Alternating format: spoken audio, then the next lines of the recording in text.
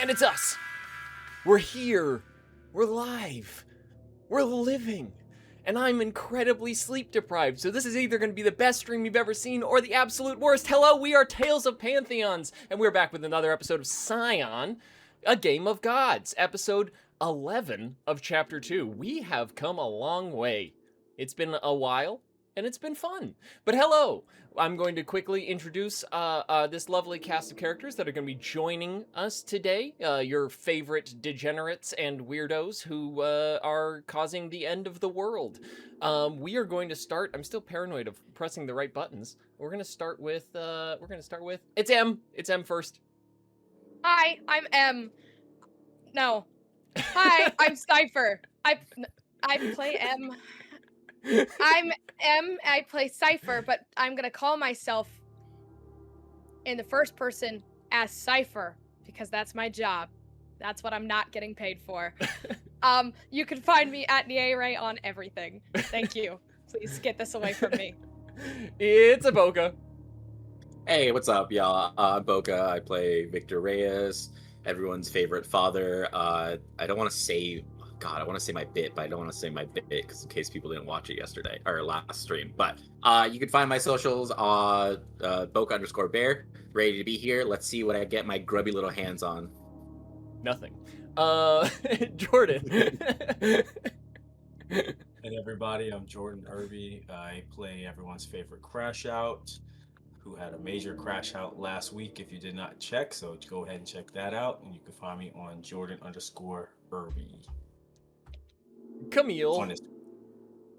Guys, it's Camille. Sorry if my voice starts going. I talk for a living, so I'm gonna do this real fast. You can find me at Vampire_Camille on both TikTok and here on Twitch, and then Vampire Camille TTV on Instagram. I play everybody's favorite Ray of Pitch Black, Magnolia Ray Hollis, daughter of Hades, trying to be the glue of the group. And I am Douglas. I am Tales of Pantheons on all platforms. I am playing everyone's least favorite character in this game. Everybody hates me, and they love to hate me, and that's the position that I want to be in. I am the story guide of this game. I have written. If you're new here, I have written this. Let's start that over. Hi, I'm Douglas. I'm just a guy. I'm definitely not three seagulls in a human suit. Anyway, I started writing this campaign 10 years ago, and it's been awesome to share this with you all. And we are coming to close to the close of the second chapter. We only have a little bit longer left. So let's see what these guys do with the time that they have in New Orleans. So last time they exited from the bar that they were hanging out with Hel and Loki. After having just recently arrived in New Orleans. Then the majority of them, sans one, being Cypher, went off to perform a funeral rite for their friend Randy, who had died in a parallel dimension. And whilst they were performing this rite, Jeremy got a call from his father, being Hermes, to come talk to him, so he left the other two there. They performed the rite, had some spirits sing a song with them, and then were viciously attacked by a group of robed individuals that seemingly had items that were able to nullify their powers. While they were dealing with that, Jeremy was interacting with... Zoe resubscribed. Welcome back, Zoe. We love you. He's home. Yeah. Welcome home. But yeah, so Don't get to subscribe with Prime. Sorry, I was muted. But yeah, while Hermes was talking to his son Jeremy, whilst looking over the ocean and the spiraling current that is going on in the ocean that is overwhelming and right off the coast, looming threat to the Scions and the city of New Orleans, Hermes trigger warning, TVMA, perfect timing. It showed up right when I pointed at it. Hermes offed himself. He shot himself in the head, which was very, very dark. But it was a great scene. It was a really good scene. If you want to see that scene, go check out Tales of Pantheons on YouTube. All the VODs are up there. Bing. And subscribe. Jordan's face right now. But yeah, so he did that. Jeremy quickly carried his father's body back to meet with his friends to find them being attacked. And quickly helped as best he could, but despite his attempts at helping, Victor was kidnapped. Victor was taken away by these mysterious robed individuals. They were able to kill a couple, finding out that they were just humans, but Victor himself was taken. Meanwhile, Cypher was in the city proper, pickpocketing people, before she put on her mask and began to fly away like a balloon. To which her daughter Astrid was very struggling very hard to keep her on the ground. She also had the innate feeling that the only way that she could get rid of the pain inside her was by giving it to someone else. But then they all began to start to meet up right before we showed our last scene with Victor, which was probably one of my favorite scenes so far in the show, where all of your favorite scenes with me doing shit to me. It's whenever I pick on you, Boca. That's when I'm having fun. Two British men were arguing over him and how to get rid of his manacles, his god-given relics, to which they eventually just gave up and brutally chopped off his arms. All while using the same mechanism that they used to separate him from his godhood, allowing them to do so. And as he slowly slipped into darkness, he heard a familiar voice. So we are going to jump back into it. We're going to do a little thing first to kind of get us into the universe again. I want to apologize ahead of time. I said this in the very beginning. I am incredibly sleep deprived. I have not slept for a while. I had a doctor's appointment right after I got off work. So this might be incredibly fun, or I might be delirious the whole entire time, think it went really well, and everyone in chat is like, this was the worst thing I've ever seen. If it's that, sorry. I promise all the other ones are good. But I have a good feeling about today's episode. So,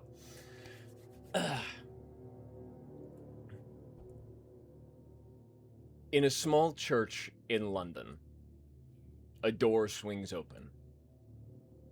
A large shadow graces the pews as it slowly moves down the hallways. It moves its way to the confessional booth before slightly creaking open the door and taking a seat. A father sits on the other side of the small little divider between the two, and the seat creaks as the large man sits down. The father takes a moment, letting the man kind of get comfortable before saying, "Tell me, son, what's on your mind?" "Forgive me, father, for I have sinned." "Oh, this is the place to speak of it. Go right ahead." "When I was 13, I killed the man. Bashed his head in with a brick. I was a hooligan back then, so when he started spouting nonsense that I didn't want to believe was true, it seemed like the right thing to do. Do you regret this action? I take you've probably come from jail recently?" "No, father. I have not. You see, the man disappeared when I bashed his head in with that brick. Confirmed that everything I believed to be false was real in that very moment. So I didn't go to jail, because no one died that day. And I don't regret it, because he deserved to die."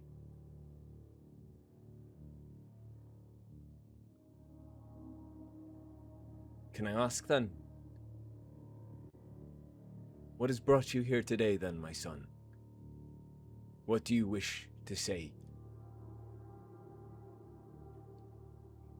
"It's simple, father. I know who you are. I know who you work for. The Fae have told me that the Great Beast has started writing again. And we do not like when the ender of things writes. When the corpse devourer tells tales. The Fae tend to disagree. I promise you, my son, I don't know what you're talking about. It's okay, Father. I just want you to take a message back to him. What would that be? The sound of a shotgun slowly, as the large man in the side leans the shotgun over his arm and goes, "Stay the fuck out of London." Boom! The shattering of wood and pillars as the body of a priest collapses in the side panel. As the large man slowly steps his way out of the confessional booth, his shaved head and his blondish red beard shining in the dim light of the church. Slowly he walks outside, ruffles his coat, and lights a cigarette when the woman waiting by the door looks at him and goes, "So what's the word, Arthur? What are we doing?" "I think we might be too late. Send word to the Americas. Kill their champions." Jeremy, you feel the drops of water coming from the ocean. It's a torrent now, as though it was pouring down rain, but there's not a storm cloud in the sky. You are running as fast as you possibly can to where you feel in your gut Victor is. The body of your father flopping around in your arms, his head dangling open, and blood splurting behind you as you tear down the streets of New Orleans. But what you feel is the salt water on your face. You feel as it hits your skin, but in certain places where you feel the pressure, you don't feel it as much anymore. Because that's not your skin anymore. You're running.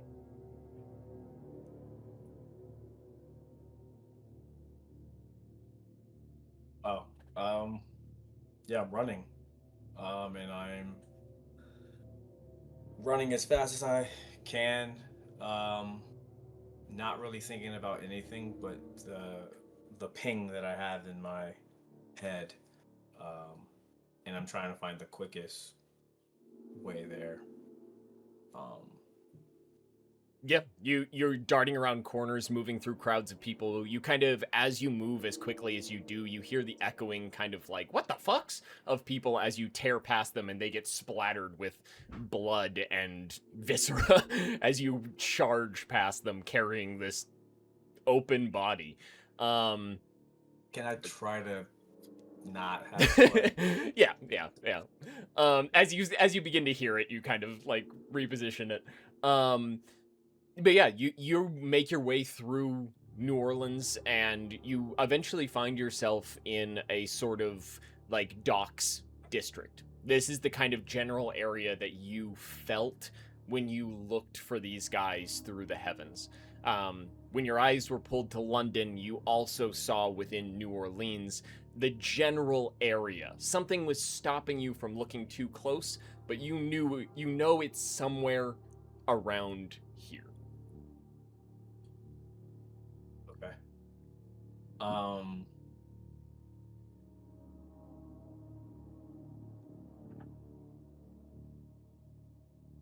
Is there a way for me to like try to do a perception check of some sorts? Like I'll probably try to walk through.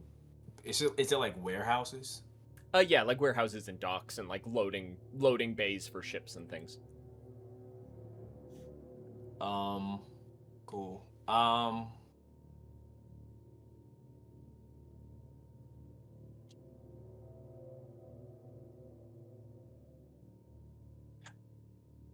Is there like a way for me to use like being well traveled to like culture to like figure out. Have you been to New Orleans Where- before? Do you think? I would say as a kid, but not like as an adult. No. Yeah. Well, yeah. I think you definitely have a general idea of where you are within the city of New Orleans. You're close to the docks. You're by the wave breakers. There's a thing. What do you call those? The big walls in New Orleans that keep the water out. There's a word for those, but my brain is just blanking. Water blockades? No, I know what you're talking about, but I don't remember their name Yeah. either. They have like a specific. Flood, It's like it's like a flood. It's like a flood. Not a floodgate. It's a. I think they're flood walls. Yeah. Oh, like the flood levees. wall. The levees. levees. Levies. Yeah. Thank Mog, you. Thank I you, love Mog. you. But yeah, the Fucking levies, bruv. but yeah, so you're by like the levees and where the docks lead out onto the levees. You have a general idea. You definitely also can roll something to the effect of a perception check. Just if you want to come up with the two things and convince me of how you're using them, and tell me like what you're looking for. Like, can I use resolve and culture? What are you looking for? Well, I'm trying to find the building. Well, I guess that doesn't work. So can I use actually survival and resolve then? I Yeah. guess, like, is that better? Yeah. You're trying to get like a general bearing of where they might have Yeah. gone, basically. Yeah. Yeah. 2 successes. Cool. You don't see anything immediately. You're kind of immediately as you slow down to a stop, you're immediately overwhelmed being so close to the water of just feeling the weight of the water hitting you. There's like a massive storm. You almost feel like you're in the middle of a hurricane. In the eye of the hurricane, there is silence. But just for a moment, a yellow sky. Sorry. Where's that but from? Hamilton. Okay. But yeah, you feel like you're in a hurricane. Like you're feeling the water just and the wind and the pressure, but it's such like a surreal kind of sensation because as you look up, the sky is pretty normal for Louisiana this time of year. It's relatively like sunny out. It's the end of summer, there's nothing crazy going on with the sky. It's literally as if the water itself is choosing to act this way. And so while you're kind of being distracted by that, you do kind of get a glimpse of that some of the warehouses seem to have been not abandoned, but like left alone for a while. Like you see covered up windows, as if the sailors that would be accessing this dock have gone, well, we're not sailing out into that anytime soon, so they've just kind of boarded up shop. But you notice that a couple of them have cars sitting out front of them and open windows and that kind of thing, but it's like 2 or 3 of them. Okay. Can I try to go check out one of the ones that doesn't have anything covered, like with the cars in front? Yeah, definitely. So while you begin to move towards that, Quietly. Yeah, quietly. Quietly. You're just screaming the whole entire time. So while you're doing that, Cypher, your feet finally touch the ground. Astrid pulls you down to the ground after you have had this kind of shocking feeling to your chest, as though something is wrong and it's kind of pulled you out of this moment of pain and rage that was literally lifting you up into the sky. You feel your feet touch the ground, and pretty much right when it does, you're greeted not only by Astrid's face, but also your dad's. As you look at Astrid, shortly behind shortly behind her is your father, following Maggie as they run up to catch you.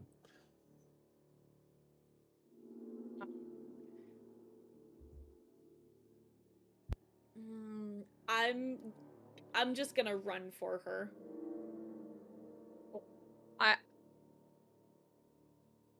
I have the very sinking feeling in my gut that the dad I actually like is,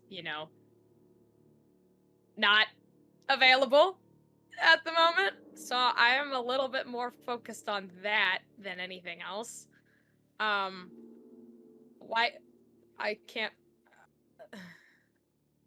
Give me a second. I mean, like, Cypher will put out a hand to stop you from touching her, and then just kind of, like, hold up the glitchy hand and just be like, be careful. I'm saving this for someone. Maggie, you would immediately notice that her glitchy hand has extended further down her arm. We don't have time. Somebody took Victor. Yeah, I know. I'm just telling you not to grab me. Let's start moving in a direction. Where do we go? Do you know? Doug, can I get a smell check? Yeah, can I get a smell check too? Can everyone... so you proud get a of smell you check. all. You get a smell check. You get a smell check. Yay! Hey, Dad! Where's my dad? So you... Why didn't I think of that? you guys immediately go to kind of what's the word? Sorry, struggling today. Kind of reach out your senses to try to find Victor, or even Jeremy, anybody that you know. But what you are immediately met with as the first people who have smell checked in Douglas, breathe. In Louisiana. You guys, what you immediately pick up on is an overwhelming everything. You are so bombarded by so many different smells that it's very, very hard to focus. And the words of Astrid and Hell immediately pop back into your head of that right now, Louisiana is full of Scions and gods and all sorts of people that you are currently sensing. It is just an overwhelming of the palette of your various senses of just the thousands of different smells of the amount of people that are currently here in New Orleans. Okay.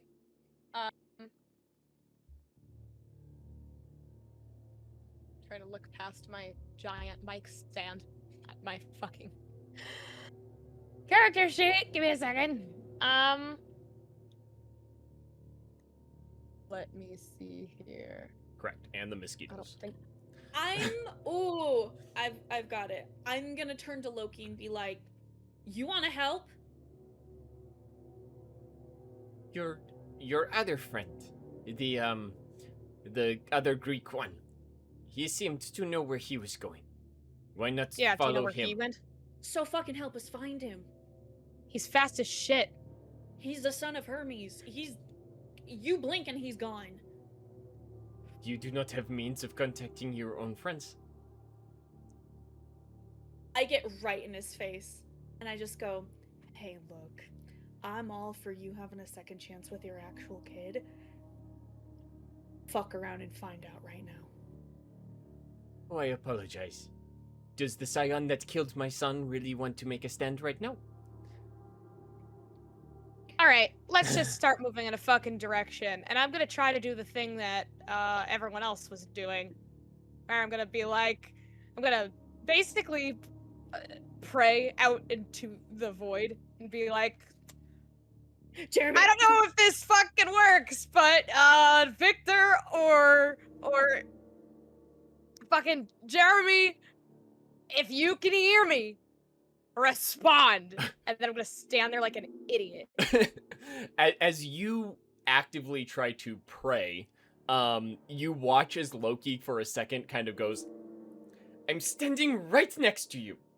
Do not yell in my brain. I'm not talking to you. When you and then I'm do gonna that, go, you talk to us. Okay, well, watch this. Ready? Ah! I am coming off a hangover. Leave me alone.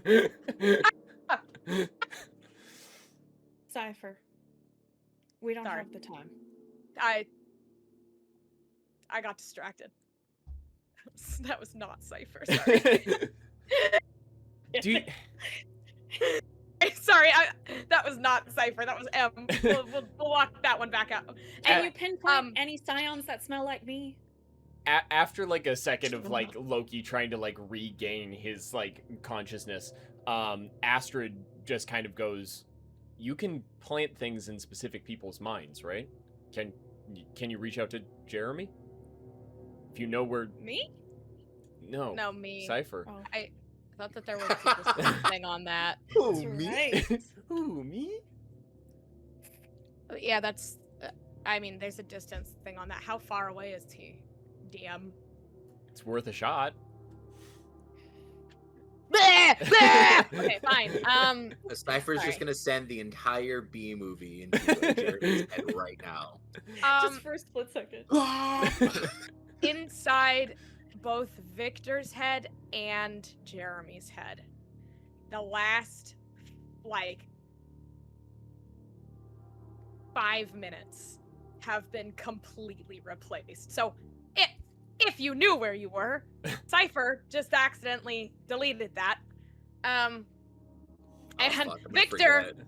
yeah, Victor is not gonna What's quite this? remember getting his fucking arms cut off, because instead it's gonna be another giant screen being like, "Hey, help me figure out where you are. Respond to my brain pings. I don't know where you are. Help me find where to help Victor. Jeremy, where are you?" And that's like that's the most intelligent Cypher gets. That Discord so- ping noise just keeps popping up in the back of Jeremy's Yeah. head. Jeremy's in fucking streamer mode. He's Doesn't get got a notifications. You reminded me, I need to do that really quick. I accidentally erase the trauma of losing the arms and instead create the trauma of suddenly there is no arms. Oh, hey, how you guys doing? We'll do. Yeah, you throw that out into the ether, and while you struggle to know whether or not it went anywhere, with that reach out and that attempt of reaching out, you feel a very strange feeling return to you as you send a message out into the universe. You feel something wrong, something that you haven't felt before, something that you shouldn't feel, something that, like, the universe is telling you you shouldn't be feeling. And it takes a few seconds for you to recognize it. You are sensing the death of a god. What is this feeling so sudden and new? Oh no. That is the feeling that you receive in return, is that you have now the general idea of a direction of a dead god. I guess I'm gonna. I mean, we both have that, or just me? Just you. You're the one that called out. Okay. I'm gonna go. All right. I have a direction. I don't know if it's the right one, and I'm going to start to run. Cypher, I can teleport. You can't teleport to the general direction I know where to go in. Like, where are you teleporting? I don't even know where I'm going. Tell me. Is that how that works? Is that how that works? I believe so. I think so, yeah. With Pierce Really? the Veil? Yeah. Yeah. Mm-hmm. All right, I'm going to point in the general direction, and then I'm going to hold my creepy hand away from everybody, and I'm going to go, all right, make sure we get Astrid this time. No leaving anyone behind. What, Yeah. are we just gonna I'm- hold hands and do this? I don't know, however your fucking power works. Let's go. Fine. Everybody grab a hand. I just Not grabbed mine. Loki once again by his shirt, and I'm like, and for the record, I was the only one who laid him to rest, so get fucked.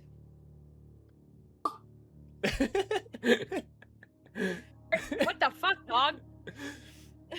Loki just kind of follows along. Astrid also kind of like grabs his shoulder. Hey, wait. I have one more thing I would like to do. Yes. I'm going to call into said universe as before. Gonna do the whole prayer action situation and hit the world with a hell, I need you, and that's it. Okay. You do that. You don't really feel anything in return just yet. Fine. Okay. So you I guys did my pierce the best, veil? guys. Into that direction. Okay. Jeremy, you are moving through the various warehouses and getting closer to one of the places with cars out in front of it. As you're sneaking up inside, are you still wanting to carry Hermes with you, or do you want to put him down? Or I don't trust putting him down anywhere. okay.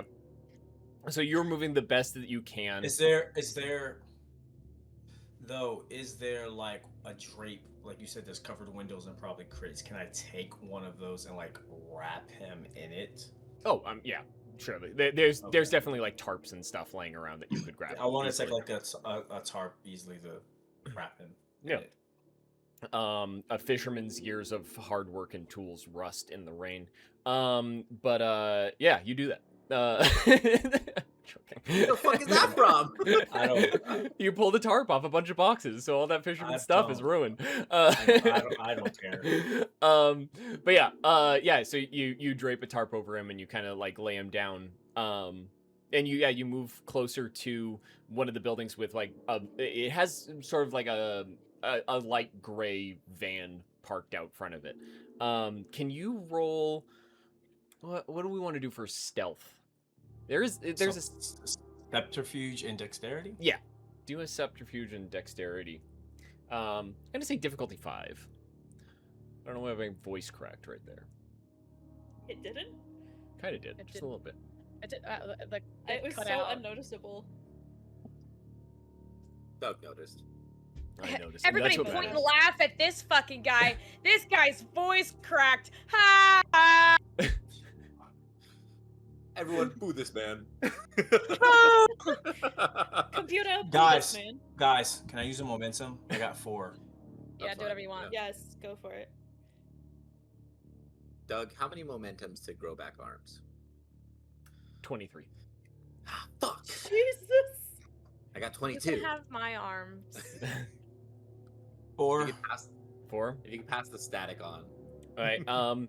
So you begin to move pretty stealthily through the place, but as you begin to move, the tarp that you wrapped Hermes in begins to flap in the wind, and so all of a sudden the noise of like those little metal rings at the edges of tarps just starts clink clink clink clink clink clink against the concrete on the ground. You don't immediately. Nothing seems to change. You don't hear any motion. You don't hear any. There's no response.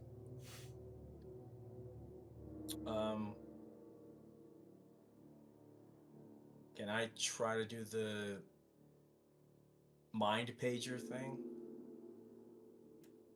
You also want to pray? No, not pray. I just want to like. I thought we could telepathically talk to each other. Cypher was using a specific skill, but But I thought you said we could do that as because we did it last time. you Is can that kind of, thing? yeah. It's finicky, but you can definitely try. Well, I just want to try to reach out to Victor and be like, Where the fuck are you, Victor, dog? where are you? Are you okay? Not that. It's a bro dark knows room. he's that. Yeah. Bro's like, What's it's around dark in here. you? I don't know. Oh, I'm just sorry. Blood. Really quick. There was just a redeeming of hydrate, so please drink your beverages really quick. Just take a sip of your beverage.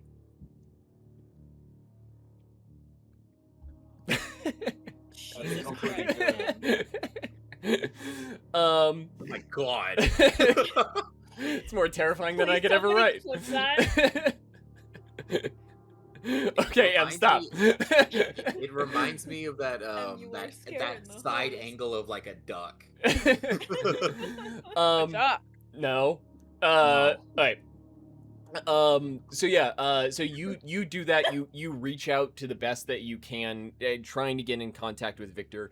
And as you let your brain kind of like expand, trying to reach out to find Victor's consciousness, there is a series of loud noises that just seem to like echo within you.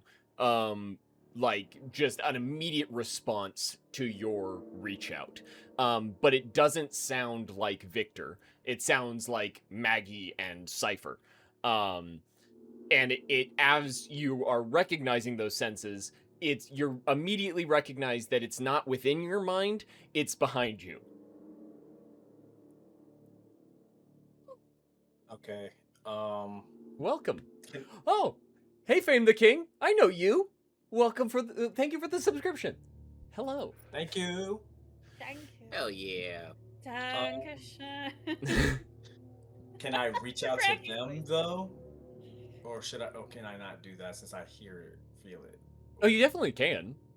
You can. Okay, I'll do it, and I'll say to Maggie, I say, I found what I believe to be the location. Just keep heading in the right direction.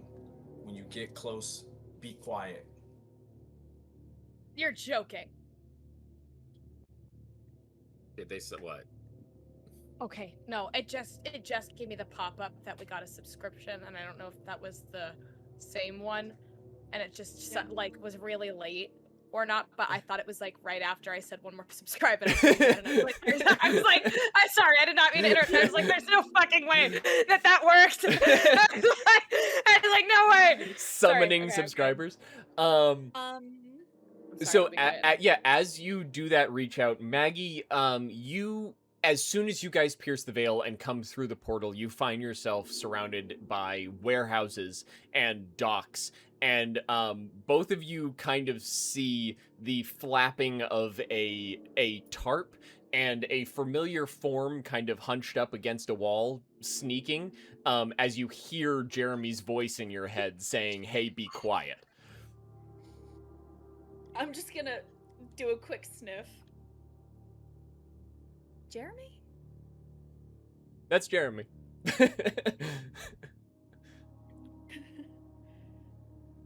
I just start approaching with my hands up. What are you doing? Jeremy, you reach out in your mind again and say, "Hey, be quiet," to which you hear out loud, "What are you doing?" It's just me. I know who you are. Just get over here and be quiet. Make sure no one sees you.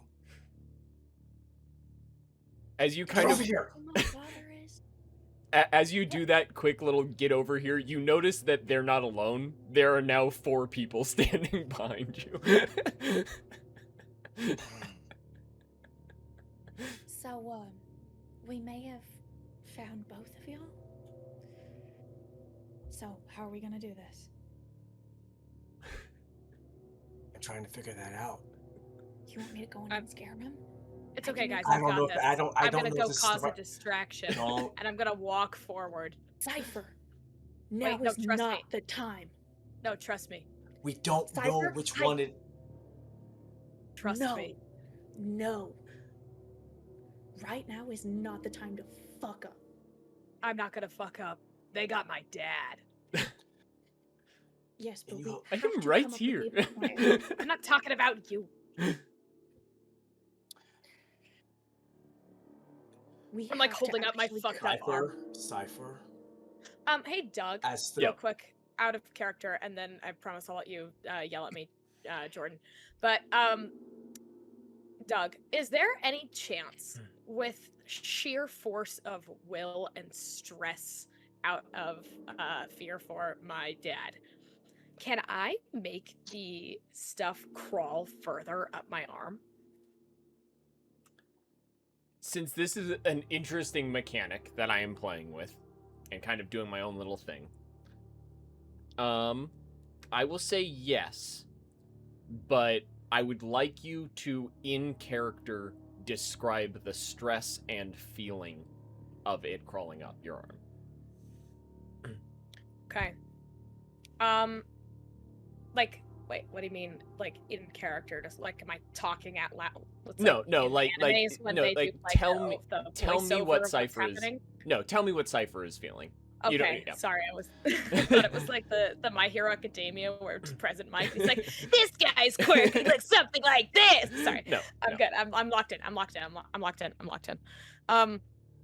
Okay, so yeah, so Cypher's obviously incredibly stressed out, and she is feeling. I want to say a sense of doom and despair. Like this is the one thing that she didn't think she would lose. Like she has lost everything else and he was there for her. And nobody else was there in that like emotional and like real way. Jeremy taught her how to shoot a gun and, you know, sat there with her quietly. But, you know, Victor during those months in fucking what's his face's place, Hephaestus's place, sat there and literally tried to help her untangle the real trauma and the real horror and the guilt of knowing or feeling like hundreds of lives were on her head. And so she kind of puts every bit of that, like, I guess I really want to say the word is despair and desperation into it kind of crawling up her arm. She's taking on more of the pain because it's an intense pain is how you described it to me, of the static crawling up.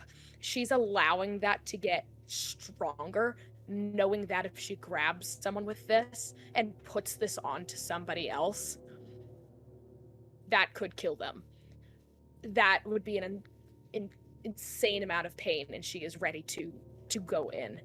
And for vibes and aura, DM can tell me no, but I want, while that happens, while Maggie and Jeremy are trying to tell Cypher to, like, no, don't do that, I want them to kind of feel that radiation, that radiation of the desperation, the desolation, and the determination, big D's if you know what I'm saying, come off of her arm and honestly of her in a actual set of like almost waves that it's hitting. And like the static is pulsing with her heartbeat. And you can tell that it's getting to a point that she's not going to hold on to this much longer. She is going to put this out on someone, and it's gonna be the people who have her dad. So that is what happens. You guys feel that radiation and that energy. You can sense Cypher's despair and anguish. And there is a weird dichotomy as you two feel those feelings from her, resonating within yourselves and in your own changes. As you, Jeremy, watch the desperation kind of fall off of her as she's letting this thing consume her right in front of you, you can feel those spaces between your skin not feel anything anymore. You can feel the brass that is now growing on your face and body shield you from that feeling, And Maggie, you are reminded of the weightlessness that you currently feel as you're watching her go through this. You recognize that this entire time pulling Loki, you haven't been walking. You haven't been using your legs. Beneath you, hands are literally guiding you. Spiritual hands are keeping you off the ground. Every step you take, another hand reaches out and grabs and lifts the weight away from you. So you all in this moment kind of have that resonation within each other of this change that's happening and the pivotalness of this moment.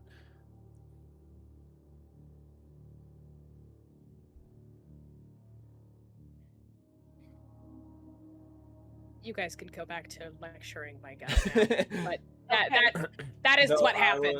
I was receiving that. I was just thinking. Sorry. I just kind of like stare down at my bare feet, by the way. Them and dogs I just are kind out. of for free, apparently. Dog did not I- mess it. I almost recap said this. when you said that, I almost said subscribe. Subscribe for the bare feet, and I was like, I need to. I walked myself back so quick, but like I was confident with it. I almost just fucking said that. And you like, did say fully- it. You did end up No, I saying it. but I said it, and now I've said it as a bit instead Okay. of like sounding serious. Sorry, Yeah. I'll shut up. All I'm right, gonna let's mute. log in. Let's log in. I Go on. just kind of like look down at my bare feet and I sigh and then I crouch down and like interlink my fingers with one of the spectral hands. And I just stare at Cypher and just go, we all have something worth fighting for. So fucking stop for 2 seconds and think. Oh, I've thought. No. What is your plan then, bitch? Let's like, if I gotta lock in, tell me what we're doing. How Both about of you you lower stop. your voice? Both of you. I'm Stop. You walk obviously not around yelling here. in character. Guys, I'm not that dumb. Please. So as you First guys of are all- as you guys are having this back and forth, Jeremy, you're still up against the wall doing your best at sneaking. You I wanted to do something, but Oh, okay. What would you like to do? Okay. go ahead. You Commit. hear you hear as one of the doors of the building just slowly opens and rattles against the brick wall as the wooden door just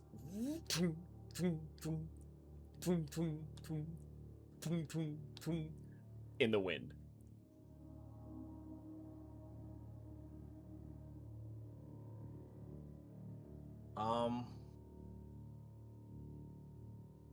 I guess I react thinking someone's gonna come out. I want to look to both to Maggie and Cypher. I say, look, I know we're all like high tense. Hello, I'm holding my dead father here. I get it.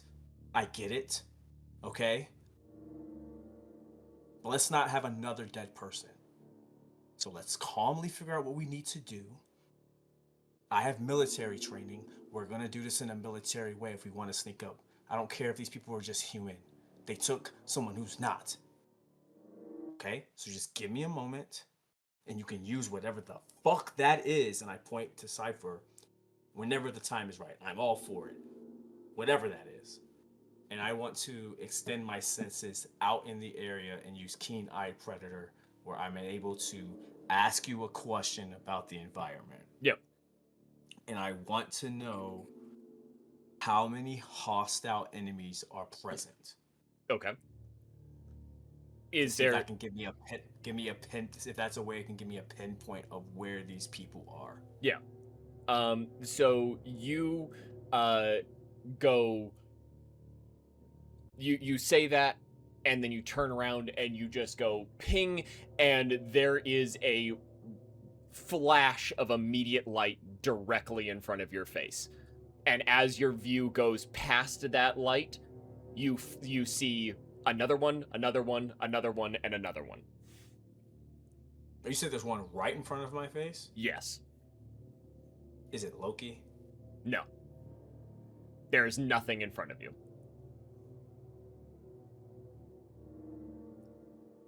Is it behind the wall? No, it's right in front of you. But there, as soon as that ping goes away, there is nothing in front of you.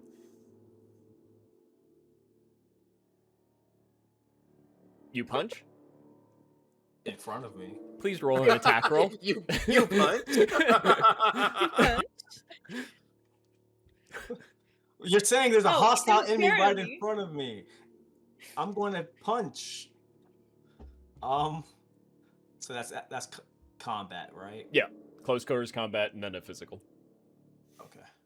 No, he's not Punch. He's Jeremy. He's not punch, There's he's kick kick. when you Yeah, need him. yeah, there we go. There's kick when you need him. Love that song. Sorry, Kick, guys. kick, punch, punch. Wait, that was a game. There's No, a that's person. About Never a mind. Jump kick. Oh, your difficulty is... Oh, fuck, it's a contested. Fuck, I gotta roll.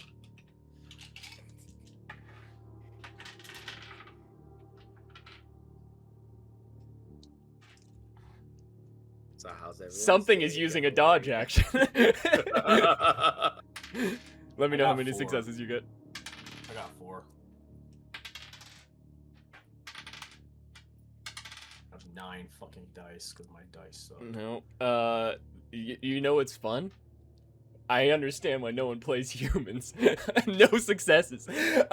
You have that sense, and so you just go, like that, and you watch as like a ripple of energy just kind of breaks in front of you, and one of the cloaked figures is all of a sudden right there in front of you, and your hand is through his fucking chest, and he just goes, ha!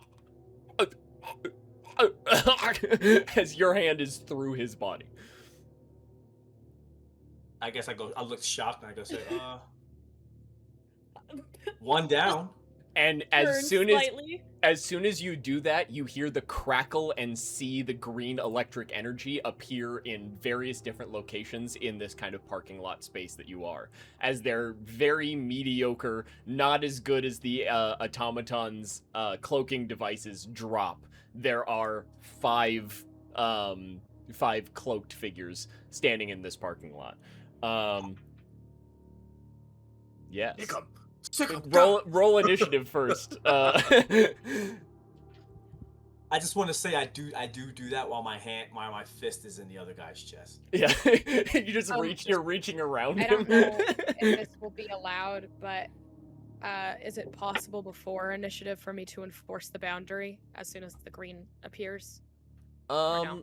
I would say this is all happening like in the instant, so that can be your first move. In the instant. Yeah. Okay. Doug, do I roll initiative? Fuck you. Yeah, Please. Boca. Victor rolls initiative.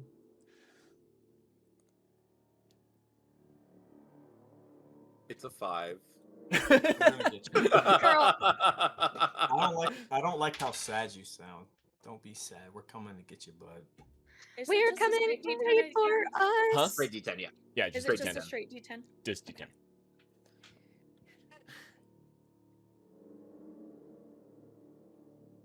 Oh, 9? 8. 8, that's numbers. I got a 10! 9. 10? Okay. And you I got got a what? 9. 9? Okay, so it is so it's Cypher, Jeremy, Maggie, the humans. Boca. Yeah, and then Boca, yeah. Hold on. Let me roll. Okay. Okay, so it is How long have we had it the is- bullet dice, Em? it is What? You got it's them. Cypher, Jeremy, no, Cypher, Maggie, Jeremy, Loki and Astrid. Oh, okay. Cypher, Jeremy, Maggie, Loki and Astrid, humans. Okay, we're good. Cypher, what would you like to do? Victor. I'm gonna enforce the boundary. Okay. So, yeah. Me and all my homies are behind the boundary. Me and my homies can see the boundary. They cannot see the boundary. But my homies can see the boundary. So homies, when you go around the boundary to attack shit, know that there's a boundary there and you can come back behind it. And am I allowed to use, and this is going to be I'm asking a lot of questions about breaking rules today. I apologize. Am I allowed to use my mask to turn myself into looking like air? That is Oops, muted. sorry, I was muted. Oh. No, you cannot. The mask turns you into people. Okay. Am I allowed to use my probably not. Let me go check. 1 second. What if I make second. myself look like a human that looks like air? Well, that's yeah. I was trying to come up with a way around that. Give me a second. I think I have something though. That's oddly specific. Actually, sorry. Give me 1 second, guys. Give me 1 second. Give me 1 second. Can I please do this thing that I'm going to read right now in 1 second? Damn it. Never mind. Fuck! Fuck you! Ooh, This is that's where a we have the button. mechanic. This is where we have the button that goes, "Fa!" Yeah. That's an idea, Okay. Zoe. Yeah, that doesn't do what I wanted God, it to what- do. Okay, what's I those? guess I Oh, just that's a enforced the boundary for now. Okay. Great Thank you. idea. Jeremy, it's on you. Well, technically, I just made an attack. You did the initiating. That was a surprise round using D&D terms. You get. Well, no, I did an attack, and so Surprise. therefore I want to use it. Triggers one of my knacks, perfect camouflage. You blend in seeming seamlessly into your surroundings, granting a +3 enhancement to avoid notice by the person you're pursuing, which applies before you roll. Targets of a lower tier simply cannot spot me. Okay. And I want, since I made an attack, it says after resolving an attack, I can vanish from target's line of sight, and they may not target me with any action until the start of my next turn. And it's Okay. called vanish. So I want to, as my hand is in his chest, I turn to everybody else, say shh, and then I vanish, Okay. Yeah, you do that. and use that movement to start moving to the next light. But that's my turn though. But Cool. that's my movement. Sweet. Yeah. Maggie. I'm still gonna holding. I'm still holding. What you call it, by the way? the dead body. Hermes, I'm not letting him go. No. Okay. I'm gonna kind of glance over at Astrid and be like, "Where's my dog?" He is at the hostel I am staying at. Sort of. Behind the hostel I'm staying at. I'm just gonna, you know how people can like do that as a whistle? I'm just gonna let out this sharp fucking whistle, and then I'm gonna stand up and cast Cloak of Dread and start moving towards some other people while making it basically like Jonathan Crane Scarecrow type shit where Yeah. they are seeing their worst nightmare. Okay. Man with 2 in arms. place of Okay. Is that your turn? oh, I up. Okay. Yep. So you do that. You do the whistle, and the Cloak of Dread goes out. As you send the Cloak of Dread out, and it goes past the barrier and gets towards the cloaked guys. Again, description of these guys is that they're kind of wearing very knightly, like a modern knight armor. Wearing green hoods and cloaks over the knightly armor, and have big battery-sized, like almost looking like car battery backpacks on that are attached to like stun batons that are like crackling with green energy. Like proton packs, got it. So as the mist goes out, you watch as they kind of stutter, but the big thing that you notice is that as that mist kind of moves up to them, it almost goes into their masks and then back out of their masks, almost as if their masks are working as gas masks against your mist.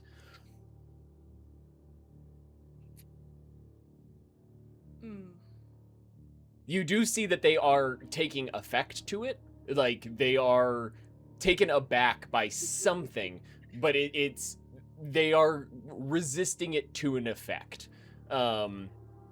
Due to the fact that they are literally Scion hunters. But as you do that, Loki behind you goes, "Trying to call a dog. I can help with that. He reaches up and he just like lines his hand across nothing, across the air, and you all watch as like a green line kind of wisps out from his fingers and begins to slowly separate and create a little wisp in reality above the barrier.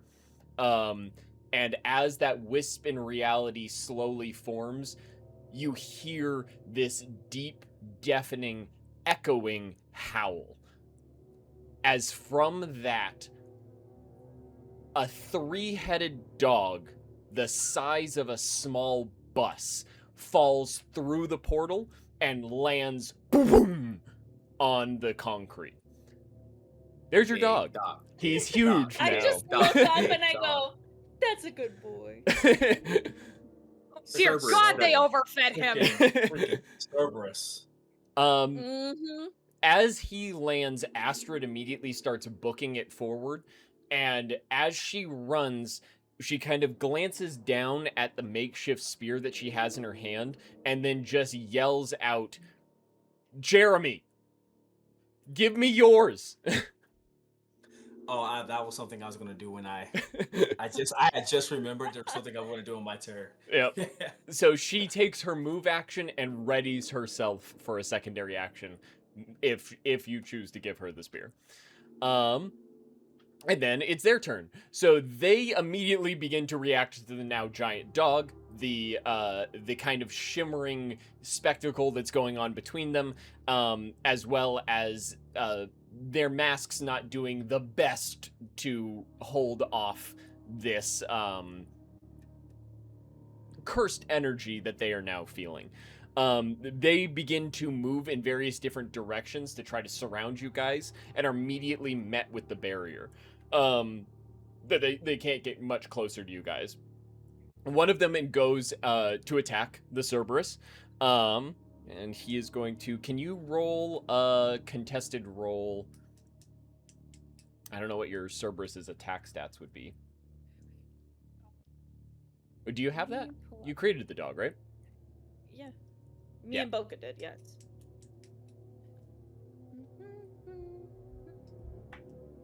Doggo has stats. Yes, it does.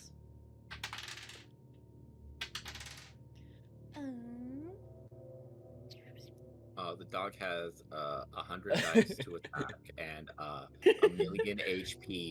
With the dog. Oh, I mean, he's probably gone up in health though.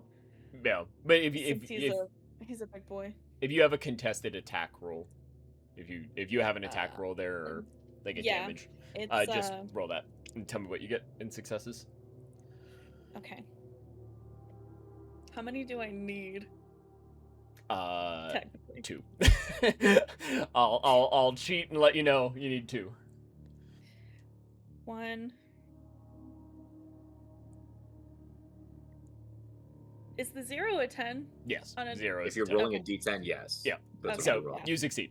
So he goes and he jabs at the gigantic Cerberus, but the Cerberus just kind of like moves out of his way relatively easily and primes one of its heads to attack him. You'll be able to use him on your next turn, Maggie. But 2 of them that make it to the wall take their turn to. One of them drops the backpack and begins extending or switching heads on the mechanism that he has. And you watch as a green energy comes out of what looks like a blowtorch as he begins to cut through the barrier. That's their turn. So it is Cypher's turn again. These guys are kind of cool. Yeah. Besides the thing they did to me, these guys are kind of cool. I actually like these Hey. guys. This is pretty cool. I'm okay with them taking my arms. I That's pretty good. really genuinely trust these 2 specifically to handle this. So I'm gonna look at Astrid and I'm gonna look at Loki and I'm gonna say, help them. And I'm bolting for my dad because I've got an arm full of static that's gonna go towards the person who's closest to him. So you run through like the door that opened earlier. Okay, you book it through that door. Jeremy, it's you. Yeah. Now that can we don't I- have to come up with a legit plan. Sorry. Can I flavor my vanish as me like moving, so teleporting ish? Just flavor it. Yeah. Like, am I okay? As long as it's spicy. Sorry. Yeah. So I punched. And I, I don't know why I said that. teleport, and I hear Astrid, and then I also see the guy. So I don't know if I can give. Is it my action to throw the spear to Astrid? Do what you want to do. Cool. Yeah. You know what I'm gonna do? I want you I'm to have going fun. to reappear. I'm going to reappear, and I'm like, oh, and I think, oh, right, and I say, this is actually meant for you, so you can keep it. And I take it out as I'm teleporting back. And I'm still holding Hermes with one hand. I want to do like this, flip it around my fingers like a cool anime character, and then I want to actually throw the spear at the guy that's trying to saw the barrier. Okay. And it goes through him, and Asher can catch it. Okay. So So I yeah, want to go, this is yours. I roll want to make it go through him. roll an attack roll. It won't be a contested. Say it's like a difficulty 4. To just see if you hit the guy. And if you fuck up, you pierce Astrid. You murder Astrid. Goddamn. Again? Hey, One. he got her the Times a spear, charm. right? 2, 3. I got 2 10s. I got 5 successes. Okay, yeah. You chuck it, and you watch as the guy's just going like sawing through it, and then you just watch as the spear just goes right through his shoulder and out through the side and just pierces into the ground. And as it pierces into the ground, you watch as Astrid holds her hand out and it goes back through him, ripping all of his insides out as it comes back into her hand. That's our girl! And I say, that's for you to keep. Do you want to do anything else? I vanish again. 'Cause Okay. I can do that. Yep. Since she readied her turn, so she takes the spear, comes back to her, she grabs it, and she just immediately whips it around and chucks it at the farthest guy. Do I want to roll to attack myself? Am I gonna do that? I'm gonna do that. It's gonna be Yes. fun. Yes, do it. Do it, coward. Make the plan, execute the plan, expect the plan to go off the rails. Yeah, Make a new plan. She killed it. She got a bunch of successes. So she chucks it, and you just watch as it soars just like a javelin through the air and just goes straight, breaking one of the guy's masks. And as it breaks his mask, you watch as immediately that fog goes into his head, and you can see as his body, like almost in slow motion, as his body reacts to seeing something fucking horrifying as the spear just lodges through his head and just pins him straight to the ground. There are 3 more guys. That's what you get. Now it's your turn, Maggie. And Maggie and dog. Really? My boy. Ooh.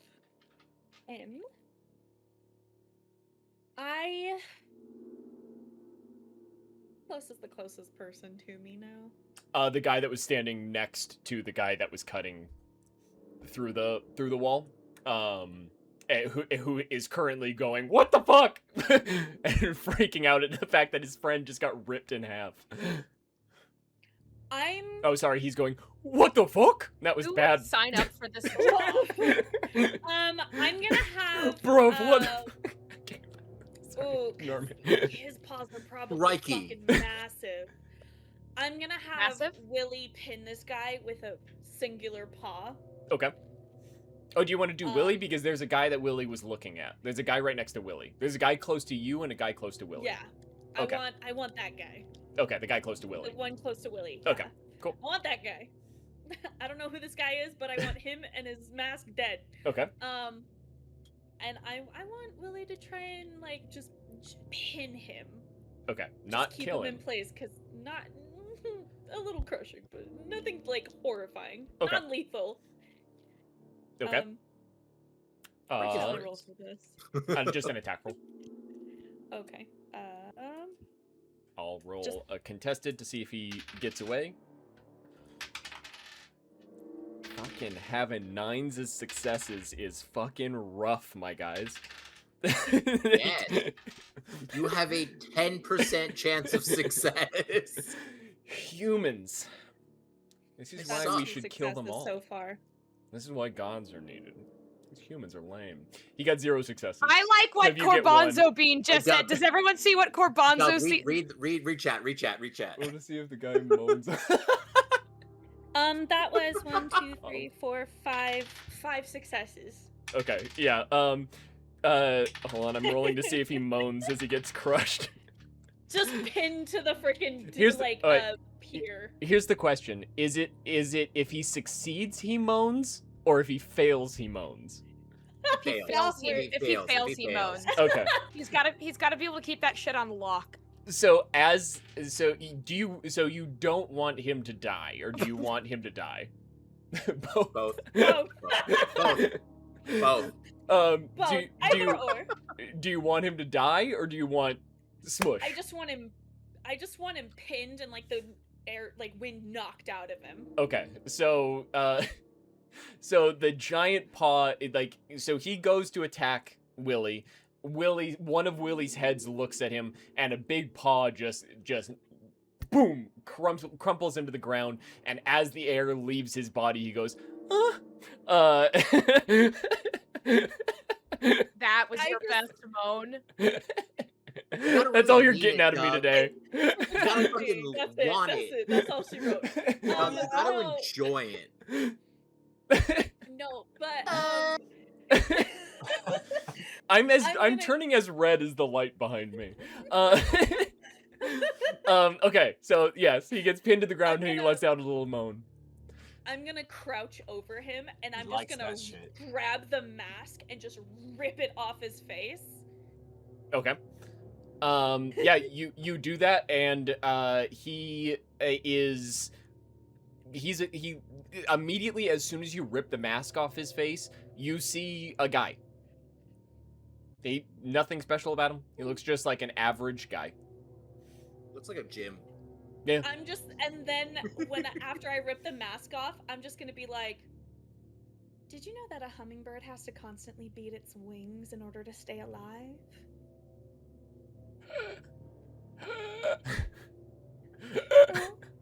What's the matter? And all he's seeing is like whatever his worst nightmare is, that is it come to life. Yeah. You're watching as his eyes are like darting around, seeing various different things. And I'm going to use transfigure. And I'm going to turn him into a hummingbird. Okay. Sorry. After like a few seconds of him kind of like terrifyingly looking at you, gasping for breath, all of a sudden you hear as his bones begin to crack and bend, and he lets out like a exasperated groan as he begins to just slowly shrink before the paw is entirely enveloping him. And for the briefest of moments, you hear a little tweet before as the weight of the foot just shrinks onto a hummingbird. Hey Maggie, your Camille is showing. I'll So admit, Maggie's a little bit me sometimes. so with that, we're back to the top of the round. Oh no, they have to go. So yeah, so that is, there are two of them left now. One of them immediately seeing that you have crossed the barrier. One of them is screaming at the fact that his friend was just vivisected. But one of them sees that you have crossed the barrier to reach out and grab his mask. So he runs up and charges at you with the cattle prod. He is going to attack you with said cattle prod. So I'm gonna use Flatlander what's that do? to dodge. Is that just an automatic Winning. dodge? No. No, sorry. I'm gonna finish chewing my Nutella biscuit before I answer you. Also, nice dream That's- reference, M. That's so Camille, that's when you make an attack. Not Oh, when what is it? happens to you. Yeah. I thought there was like a defensive one. Did It's we go called over Yeah. dodge. this? Damn. Can I I'm at gonna least roll try for and the dodge? attack. Yeah. So it's just if you do a contested roll, if you beat it, then Okay. you can get out of the way. I'm rolling up my sleeves for this shit, Doug. You got this. That and a 10 gets a reroll. Yes. It's a success and a reroll. Okay, so that's 3 successes. Duck, dodge, dip, dive, dodge. The 5 Ds. What's a pass again for us? 7. Oh, I've gotten 4 successes so far. Okay. I will say, so this guy did miraculously well for his current group of attackers. He got 2 successes. So You he can say it, Doug, for a human. yeah. So he charges at you and effortlessly you just kind of step out of the way, and he's now off balance, charging past you. The other guy is terrified, seeing his spear go through his friend and then on its own leave his friend, and then go into another one of his friends. He's just kind of standing there, kind of figuring out what's going on. So he's not going to make a move. Cypher, you enter into the warehouse. The warehouse is cold and damp. There you can feel the wind echoing in from outside. In the back, you can see various scattered pieces of technology, like a radio setup, like to contact somebody outside of this place. You can also see near the back a door that is heavily locked.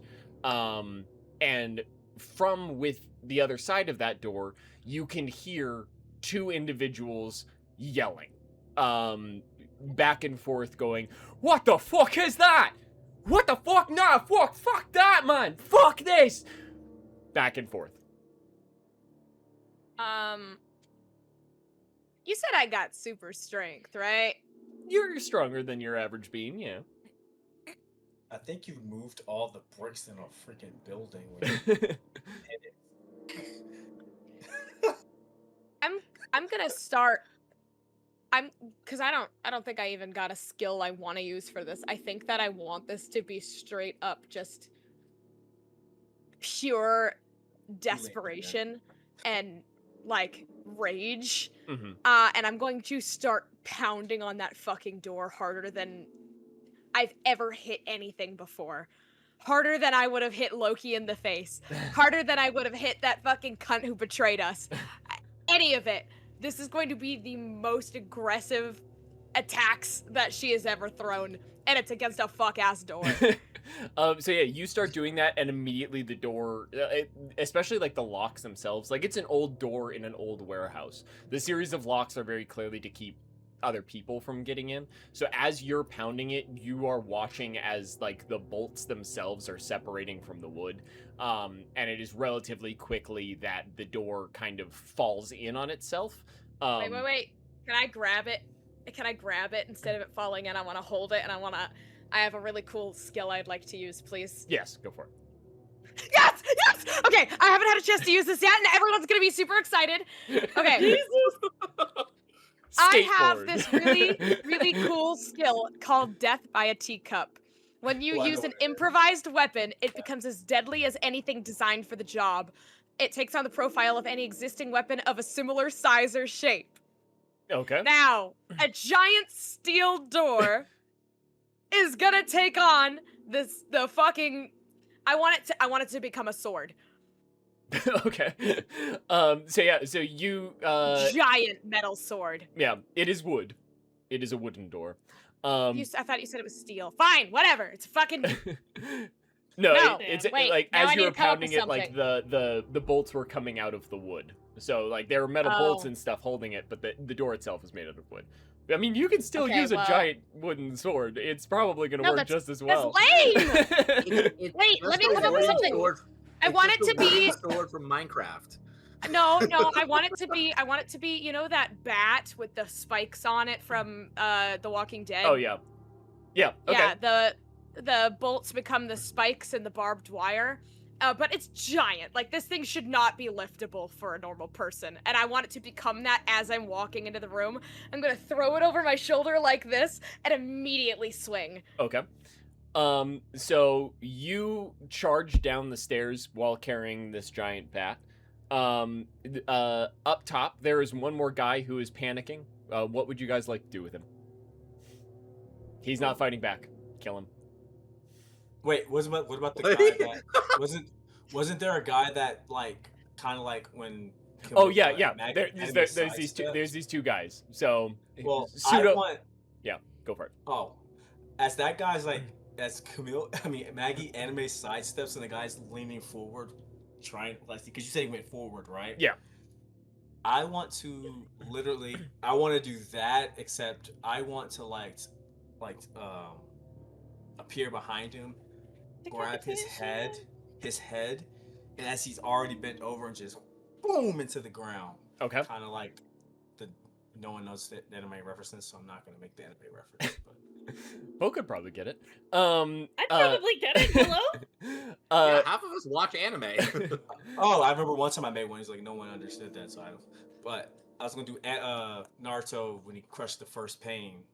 Okay, yeah. Oh, Yeah. oh shit. Yeah, so you do that and you hear the sound of metal cracking and breaking and splitting through skin and shattering bone as you just drive this dude's head into concrete, and you all audibly hear the gasp of the guy who's now still panicking in the corner. Can I, as I do that, also I'm still holding Hermes in one hand, by the way, in the tarp, and I just want to look at him. And I want to kind of like I'm also very angry, but I want to like I want to take inspiration from Maggie, and I want to do like this, and I just want to look at him, and I just want to cock my head a little bit, and I want to go, want to dance. He slowly raises the baton towards you guys and points it at you, and he just goes, "The Fae will return me. The Morrigan will return me. I am not afraid of you." Wrong answer. You guys look like fucking supervillains, by the way. I just want you to know, like, from this guy's perspective, you guys just started laughing when he said his gods would bring him back. You laughed and said wrong answer. Like, supervillain, shit right there. Jeremy is not a hero. I don't know what we thought. Maggie, what would you like to do? Oh. I'm gonna pierce the veil, and I'm gonna pop up right behind this guy. Nothing personnel, kid. And I'm just gonna grab the mask again and rip it. And then I'm gonna be like, "Do you feel that?" You see just like a normal face as he's staring at you, and you're having this conversation with him.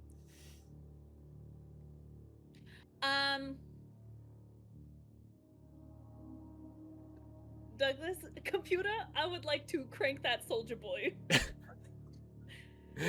Computer, explain. Oh, I'd like to give him the Randy special. Oh, you want to snap his neck? Okay. Yeah. Yeah. So he kind of looks at you, and there's like, you can see as you reach out, you recognize that he has the face of just a normal guy. He's just maybe 20 years old as you reach up and you grab his head and you just spin him around so he's looking back at Jeremy again. His body is facing you, but his eyes are locked on yours, Jeremy, as he slowly falls. Is his body tea? What? Is his body tea? I don't know what Does he have a nice body, Doug?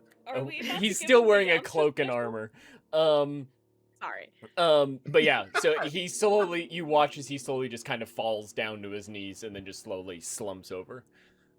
Cypher, you make it down to the bottom of the stairs, and what you are immediately greeted by is something that is hard to wrap your head around. you see two men wearing kind of like tank tops, very like clearly dealing with the heat of this basement, flailing around with hatchets and machetes as neon lights, strands of neon lights, are whipping at them and biting at them and slashing their faces, cutting their skin. And as your eyes trace the source of the neon lights, they are coming from Victor's missing arms.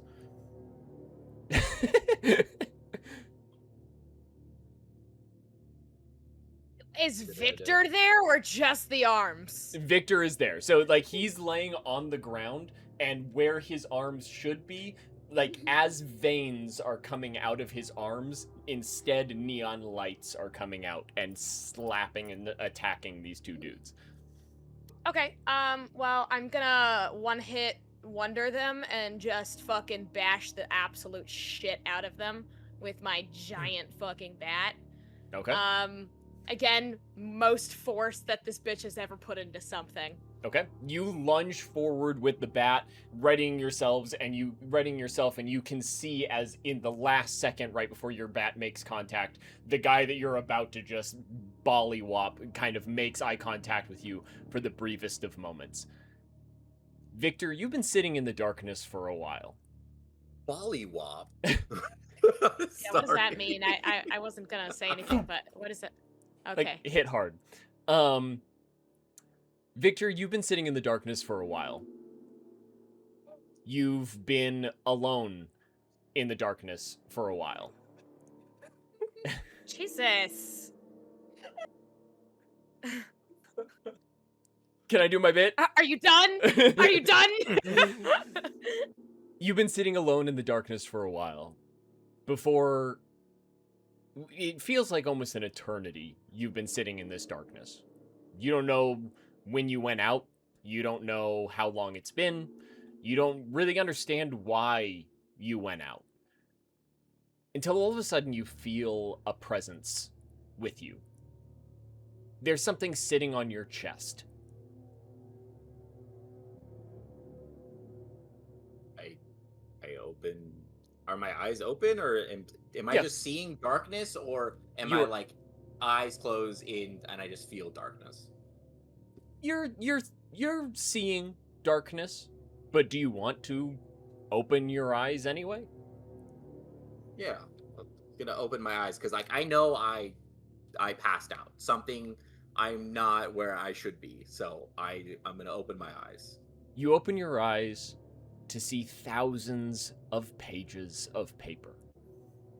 Writing and notes and diagrams falling from the surface. Ink blots dropping from the sky.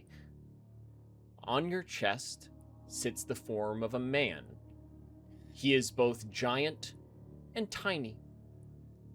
He is both so heavy that he is crushing your chest, and also just the tiniest little guy sitting on your chest. His form is formless. He is timeless, made out of ink and nothingness and black and ichor. He slowly leans over you, his weird, misshapen head aiming at yours as though if it had eyes, he'd be looking at you. With one finger, he slowly reaches his hand up and places a finger right here, right where his ear would be, and slowly he begins to wipe away the ichor and mud, the ink and blackness from one side to the other, and replaces it with a smile. A smile from ear to ear as rows of teeth, sharp and pointy, smile down at you. And that's where we're going to take our 10-minute break. We are going to be back in 10 minutes. Cheshire cat. I need a big toothbrush, guys. Waffle House in LA. So we're going to be back in 10 minutes. So 7:50. Yeah, grab a drink, say hi to your cats. Yeah, Tell them we'll we be back. We're gonna be back.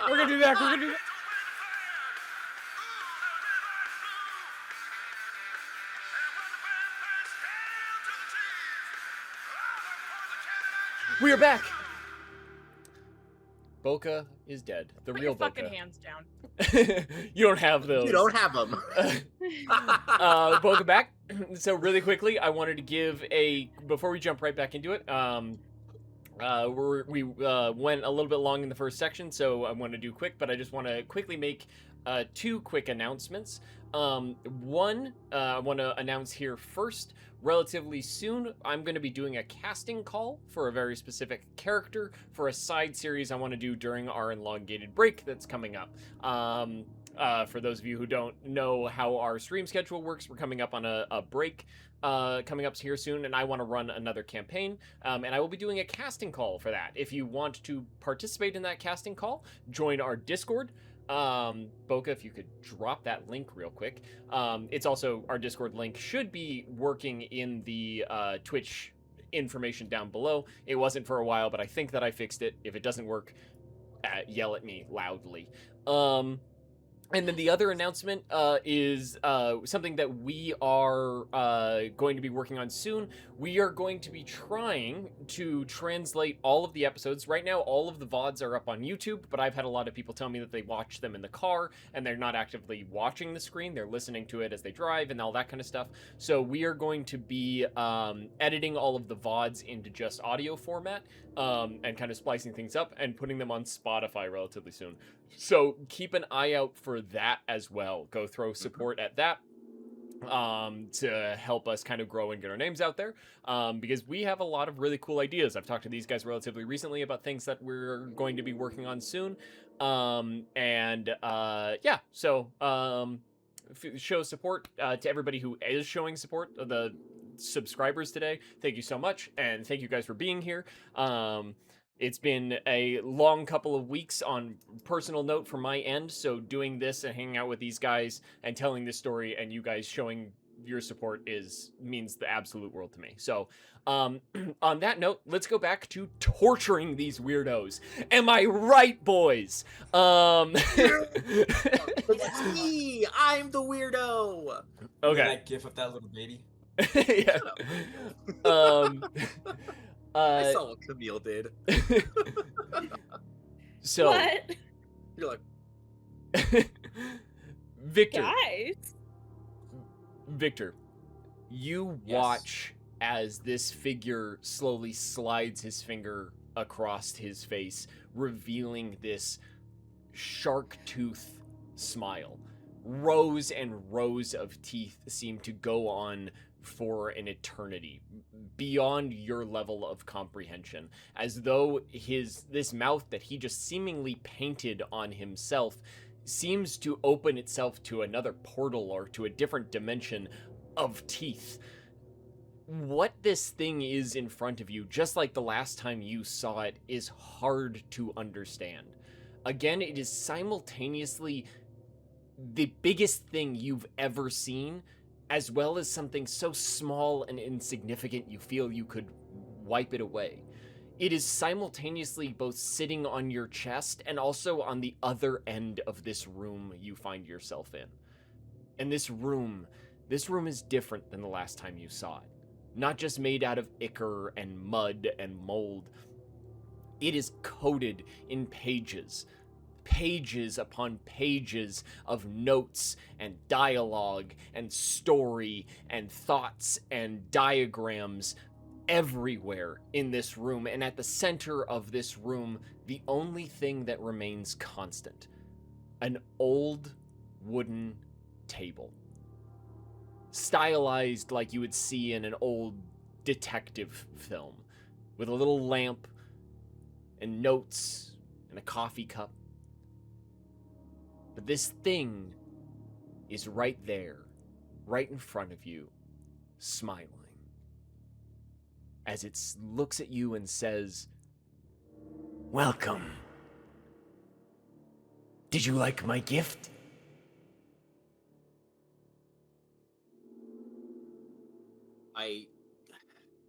Can I read any of the papers that I see on the walls?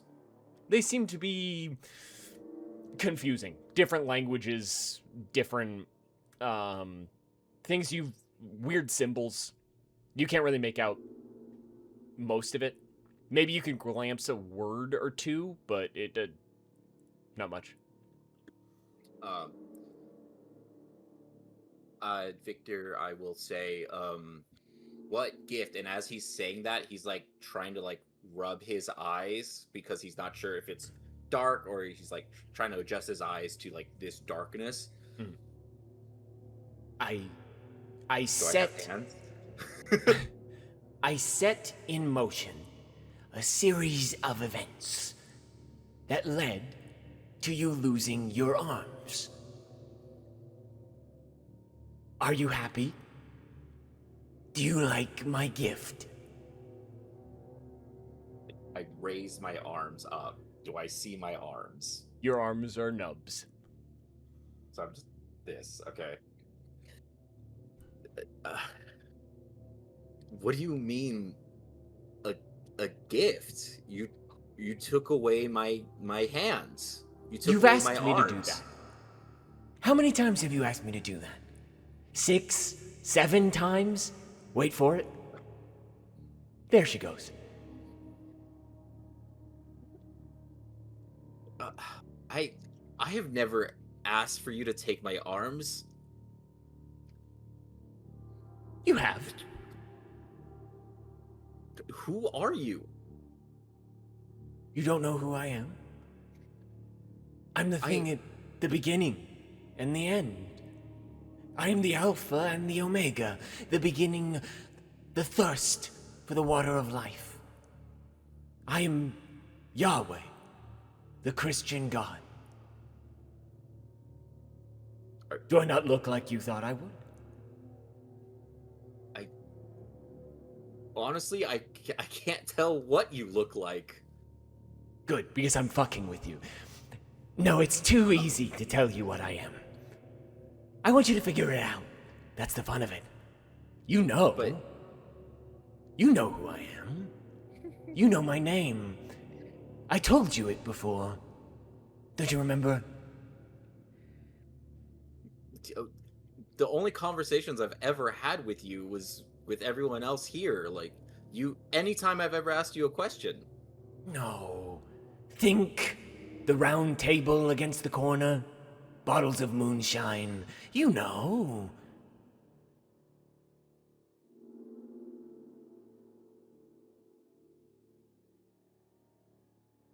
Not yet. Not yet. Moonshine. It's in your head. But I don't want you to say it yet. Not fun. Not fun. Not good storytelling. And I like a good story. Like when I wormed my way into Shakespeare's brain and had him tell my various tales to thousands of people. They still talk about me in my yellow sands. Have you read The Tempest? You don't look like someone who's read The Tempest. Jesus! No, I don't. I wasn't really big on Shakespeare when I was younger. Wasn't really a man while he's down, dude. What the fuck? I don't really. It wasn't really my big thing in high school. Am I alive? Am I dead? Are we behind the door? You're not behind the door. You're somewhere near it. You just don't sleep much since you've gotten to this level of godhood, and it's the only times that I get to talk to you. And I miss talking to my son. What do you mean by son? When a man loves a woman, eventually they have a little one is brought to them by a stork. I'm fucking with you again. You know what I'm saying.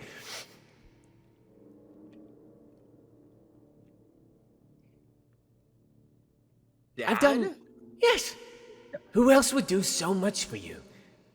You asked to have your arms removed, I removed your arms. But I've done much more than that. All of this is for you. Do you not understand that? I've done all of this for you. don't know what you're talking about. All I'm trying to do is protect my friends, protect my family, and save the world? A family. A family I gave you. Quickly, I want you to respond instantaneously. No thinking and no looking to your left. What's your wife's name? How about your daughter's name? Your son's? Don't look. I don't remember. Oh, that's a shame. But who is your daughter now? Who's fighting for you as you are laying here in a swamp? Cypher. Yes. And who is that begrudged gentleman that always butts heads with you but always seems to stand by your side like a brother would? Jeremy. Yeah. Interesting. And then the kind of aloof, helpful one that seems to be trying to keep you all together, you know, kind of like a sister or an aunt. You're talking about Maggie. Interesting. All those names you can place to family members. Ones I gave you. You wanted a family. I took away your fake one and gave you a real one. Don't you love me? They were my family. This is my new family. You took away one family, and you didn't give me this family. I found this family. I've been taking care of this family. Because I put you on the path to do so. I gave you the opportunities to meet them. And here you are. Exactly where I thought you'd be. Are you sure you're not Yagway? This sounds like some weird, like, I give the toughest challenges to my toughest warriors kind of thing. No. I've met Yahweh. She's a funny one. Gee. Yes. I ate her. I knew it. The way that both me and Camille, like, instantly were like, we were like, go feminism, Doug. And then you said that in both of our faces. I don't know if you saw that. The absolute horror. I'm sorry. I'm The glad same that I have time, that though. reaction. Hey, yo. Who'd you say that to? Does it matter? I need to get back out there and help my family. Yes, you do. I want to give you another gift. I do also quickly want to add that freaky is not a nice way to refer to me. But I want to give you one last gift. Not last, no, you'll be back. You have your fake mom, the one that doesn't remember you, the one that you have possession of because of the beats of the tale. I would like you to abandon her. Strictly for me. Start from scratch. Well, not from scratch. Better. With the abilities that I can give you, rather than she can.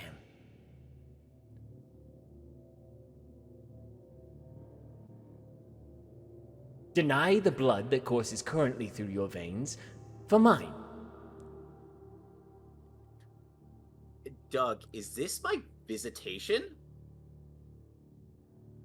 That does seem what it is like, isn't it?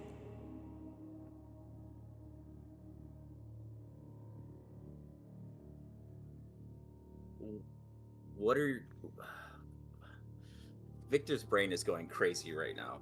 Focus, bro. Let me ask you a question first. A truth. An answer to something that you all kind of wish to know. If I told you that I'm not what's behind the door.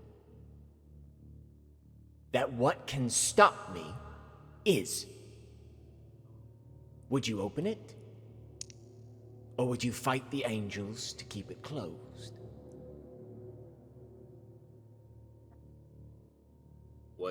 What happens if you're what happens if you're stopped? But no, behind the door is Ragnarok. That's gonna end our world. The only thing that can stop me is within Ragnarok.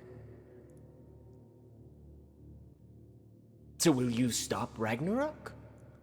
Or will you allow Ragnarok to happen to stop me?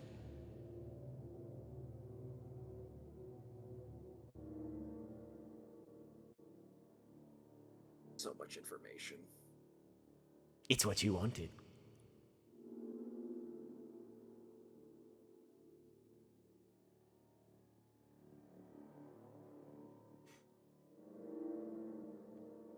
Why the fuck did you bring up moonshine? That's when you first heard my name. Also, I'm not the Sandman. Only time I had moonshine. Good was guess, in though. Monterey.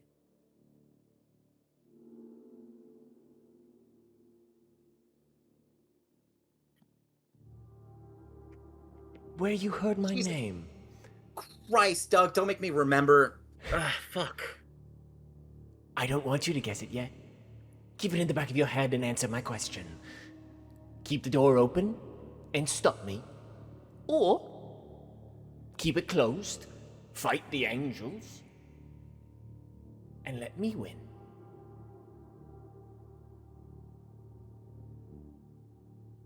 If we stop you, what happens to me? If you stop me, you die.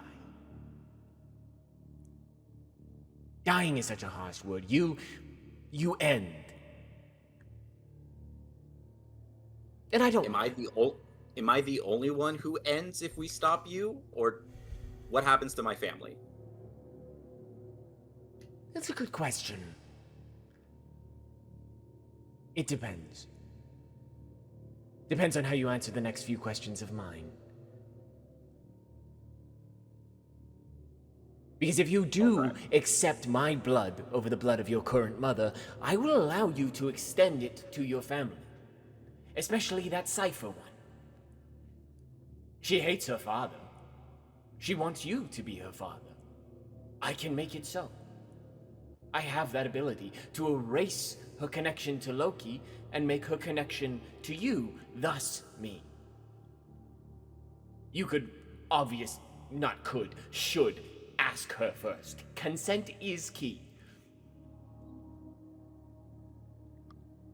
So if I change myself, I have the possibility to change her, or is it will happen? You have the possibility to. You can offer it to her, and if she says yes, then I'll do it. Magic. Right, that's a conversation we might need to have later, Em. You could also give it to Jeremy, because I know he hates the gods. Can I? Maggie's Offer cat this has to already Mag- accepted it. Look at him. So I can offer this to everyone. Little girl. Not everyone. Just your family. Why not make it a real one? Through blood and flesh and bone. But you have to say yes to me first. I couldn't smile the last time you saw me. Are you happy with my smile? It's a good smile. It's very homey. Really makes you more of an approachable person.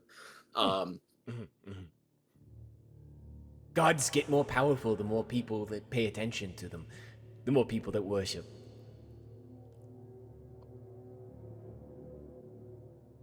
Give up on Lakshmi and gain this other ability, power.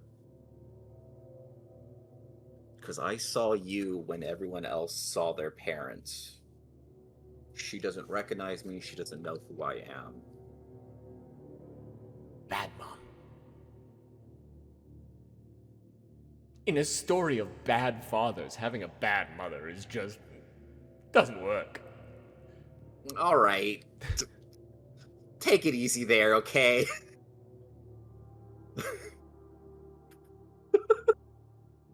Fuck, that was funny. I don't have one, so... All right. Yes, she has helped me. She has tried to help me with what she's given me, but if you've said that you've given me this family, I'm gonna trust you for now. Good. I will accept these powers. I'll accept your powers. You don't know how happy that's made me. I'm gonna protect my family. Good. Right now, Cypher just ran down the stairs. She has a door that turned into a baseball bat, and she's about to hit one of the two gentlemen that cut off your arms. In a couple more moments after she throws that first strike, she's going to find that these two gentlemen are not like the rest. They were sent by London, by Arthur himself. They're not human, no. They're like Scions, but for Fae. I do not like the Fae. They, like me, can read the story, can tell the story, and they piss me off! But that's beside the point. That's for the other show.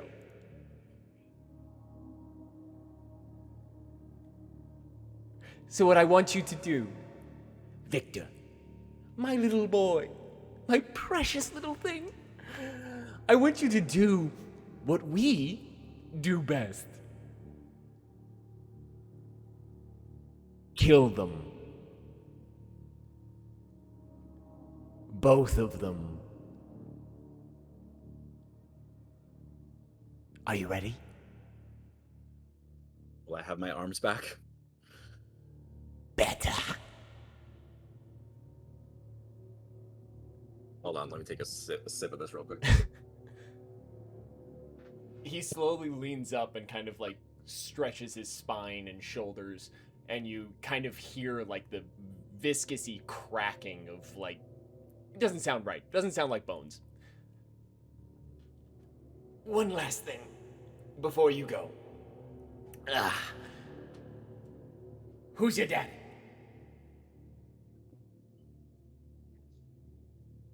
Am I allowed to say your name? Nope! And he punches you in the chest. Victor, your eyes pop open. You are within a brick room. Your feet you have knocked the bucket of water over. And as your eyes flicker open, you see Cypher, baseball bat in hand, swinging towards one of the guys that cut off your arms. In the room, there are multiple tendrils of neon lights that are flapping around like eels. No idea where they came from. They are not attached to you. I'm awake. I'm conscious. Mhm. I'm seeing this happen right now. I pick myself up because I'm on the ground, right? I'm like, Yes. I put my hands down to pick myself up. Where your hands should be, you see something strange. Your right arm is normal, but as you place it to the ground, it begins to change and discolorate, as though it is actively decaying as you place it against the ground. Your left arm is a ghostly visage. You're still able to put pressure on it, but it is spectral in nature. Fucking Ghost Rider, baby.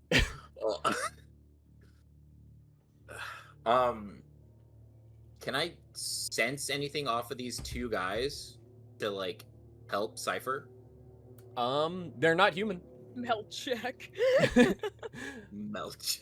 What you immediately try to sense doesn't seem to come across as something that you recognize. It's not a recognizable spell. But there's something over them. They're not human. Yeah, they don't smell like humans. What do they smell like? Actually, they smell like elderberries. what you smell now just kind of makes you feel like you're gonna throw up. Oh, You can't okay. really place what they smell like. You just don't like it. Okay, so yeah, then as I'm coming up, then I'm seeing this. I'm seeing Cypher. I'm gonna like not scream, but like very like stern, like. Fuck. How do I want to phrase this? No, just Or it's plain gonna and simple. scold me. Plain and simple. Kill them, Cypher.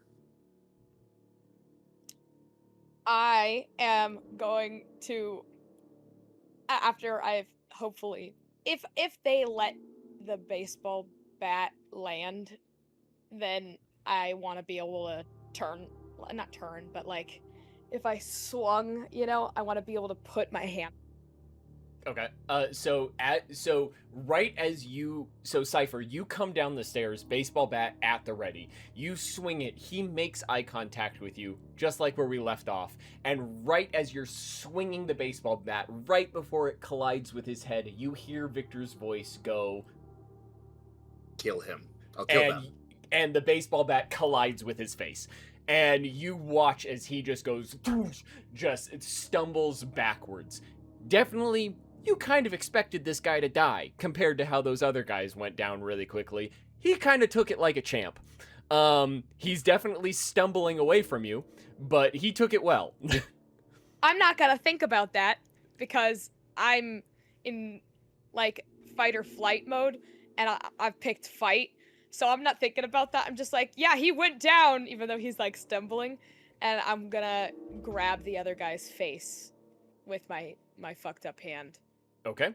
And What do you I'm want? going to What do you put want to do with it? everything, every bit of that pain and agony, like I want it to rush out like a electrical current. Okay. That's finally gotten plugged into. Okay. Yeah, you do that. And he immediately starts screaming. He is screaming, but it is not a screaming of like physical pain. Like he's almost crying, screaming. As you're putting your emotion, your fear of loss into this man. Yeah, and your desperation into this guy. Again, the tendrils are dancing around the room now, just flopping around like eels. Victor, what would you like to do in this moment? You're pushing yourself up, and you see Cypher do that. I'm going to walk up behind the one that she's like grabbing and try to like. How spectral is this spectral hand? How much control do I have over it? You have full control over it. It's like your normal hand. As you move it, though, you notice that there are multiple hands within it, extending from where the nub is. Like as you have a spectral hand, but as you move it, there's almost like a delay, and multiple more arms are extending from the nub. And as you see that, you also feel like you can do the same thing with your other hand, despite it not being spectral. So they're both just like kind of like laggy in a sense. One hand is, the other one is not, but you feel like it also contains multiple hands. I'm going to, Victor is going to stand up and, like, as quickly as possible, like, Cypher, these aren't like these others. They need to go down. And then I'm going to put my spectral hand, try to go through the guy that Cypher has, through his back, like, going for, like, his heart or, like, an organ. Jesus. Okay. You do. You feel his heart within your hand. Oh, baby, I'm crushing that. So while he screams in agony and begins to cry as desperation slowly fills his body, Cypher, you watch as Victor kind of throws his arm in the direction of the guy, and then blood begins to slowly slip out his nose and mouth and ears and eyes, as everything that was pumping through his system is now quickly exiting his system. Neat. Looks like he's got it. I'm gonna turn around and go hit the other guy. I'm a supporter of his choices. Okay. That's my daughter. Okay. How would you like to go after him? I'm grabbing me bat and I'm batting the motherfucker. Okay. Grabbing me bat. Roll for an attack, please. Roll. Sorry. Roll.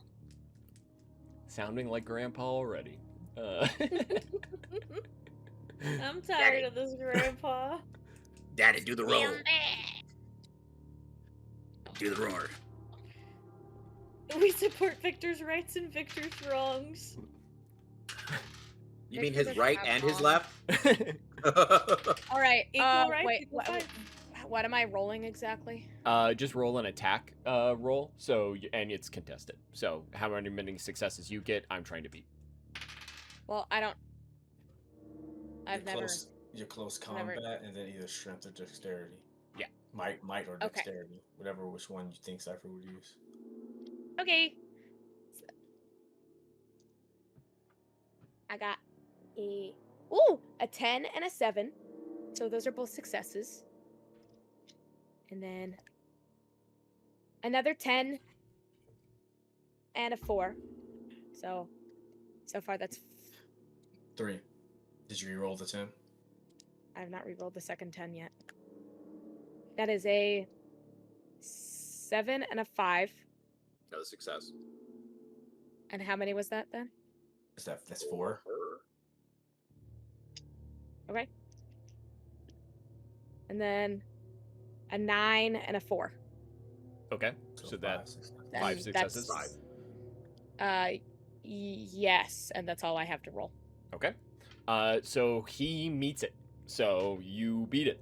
So he kind of preps himself after you've already hit him once. But the kind of seeing his compatriot literally explode from the inside out, he kind of like is shocked just enough that he raises up his arm and you hit him where there's the metal pieces of the bat in his arm, and you can feel as it like jaggedly jabs into his arm and he winces and backs up.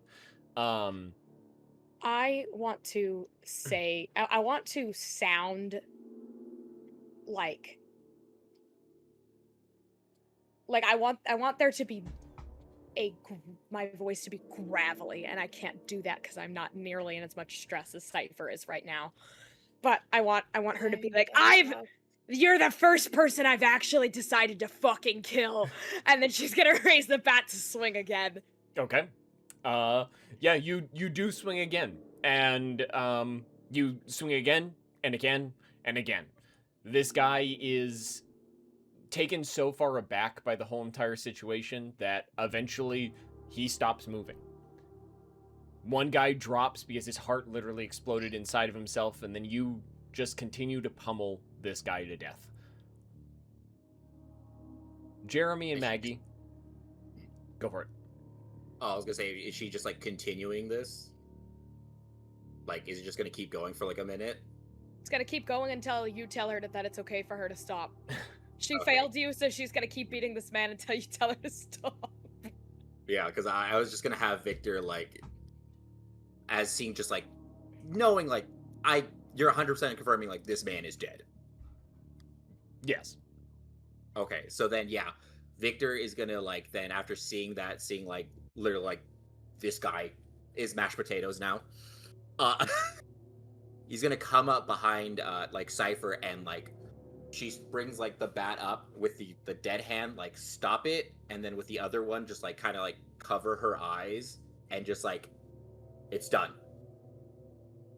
It's She okay. can see through the other hand, just saying. That's fine. That's fine. Okay, that's. Yay. I'm not gonna put the dead hand on her. That's so sweet. Just like Okay. stop a bat and then hand over head, like just kind of just covers like you did it. For the sake of cinema, I'm not going to respond yet. I'm gonna let Doug take us to the next scene. That's But absolutely now imagine it in animation. And he just goes, "You did it," and he's covering her eyes, and then the bat slumps a little bit, and then it cutscenes over to Maggie and Jeremy. And I think that's cool. Maggie and Jeremy. The various squires are dead. You guys are standing outside. It is now in this moment that you realize that Cypher is not there. I mean, I was already planning on going inside after Yeah. killing everything, so it didn't really. Yeah, so I just go inside. Okay. Yeah. You guys go inside.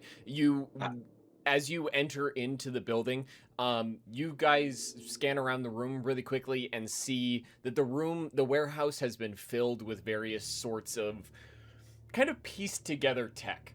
It's not super advanced. It kind of looks like old World War II tech, but it seems to be functioning at a much higher level and also seems to be Frankensteined together in ways that don't seemingly make sense, but it seems to work, kind of like how their backpacks function. There's like radio towers and computers set up as though they're trying to like contact and keep in contact with other people.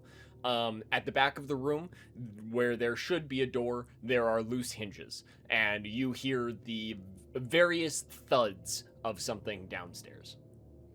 I'm downstairs. I don't. That sounds like Cypher. You Yeah, guys, get called. you guys make your way downstairs and see Cypher being held by Victor. One of Victor's arms is see-through, and the other one is decaying and dying. There are two dead bodies in the room. One looks like he got exploded from the inside out, and the other one looks like he was beaten to a pulp with a bat. There is a bat laying on the ground, and there are long tendrils of neon lights dancing around the rooms like eels out of water.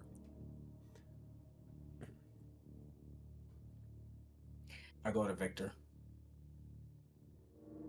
And I just go up to Victor, and I kind of, I know you're still holding Cypher, right? Yeah, I'm still here. It's like Cypher, it's okay. You're done. I I kind of like hug you both, but like around Cypher, but also you, and kind of like I'm still holding the dead body of my dad. Like, I'm not dropping him. Why did I drop him? No. It's No. perfect. I'm not saying anything about that. It's just hilarious. Like I give him a hug, but my dad's here too. Yeah. Like I'm holding it, and It's then I almost just like kinda give Hermes you guys, is hugging you as well. I give you guys a hug, and I It's say, so warm. "You're okay." I say, "You're okay. You're okay." I said, "I don't know what the hell is going on with your arms, but you're okay." Yeah, we have a lot to talk about, and we need to get somewhere safe as soon as possible. Because I need to tell you guys some things. Cypher's still huffing and puffing, and she is still glaring at the body on the floor. If it wouldn't be causing more problems, she would probably still be hitting it.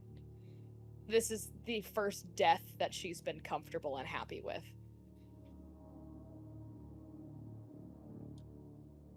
Maggie, gonna, how far like- into the room do you enter?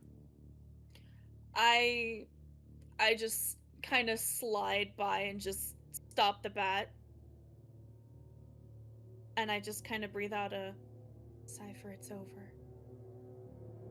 She's got like tears just streaming down her fucking face right now. And she'll drop it.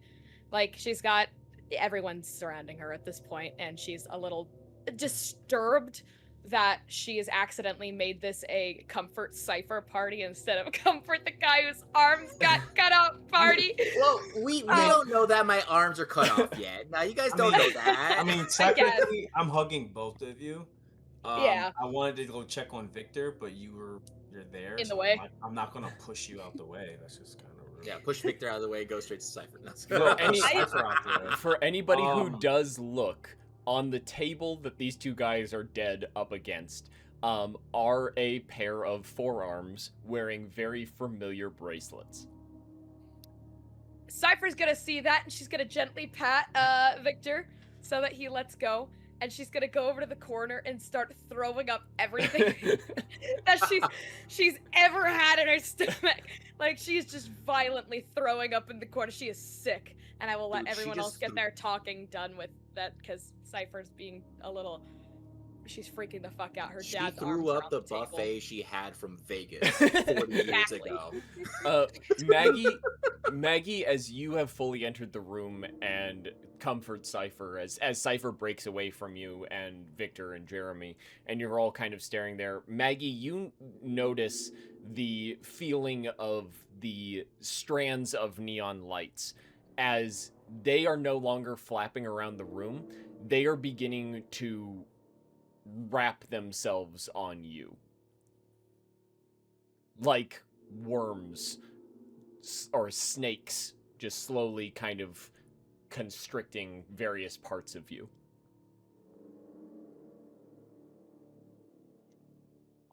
I'm just gonna be like, I don't think they like me very much.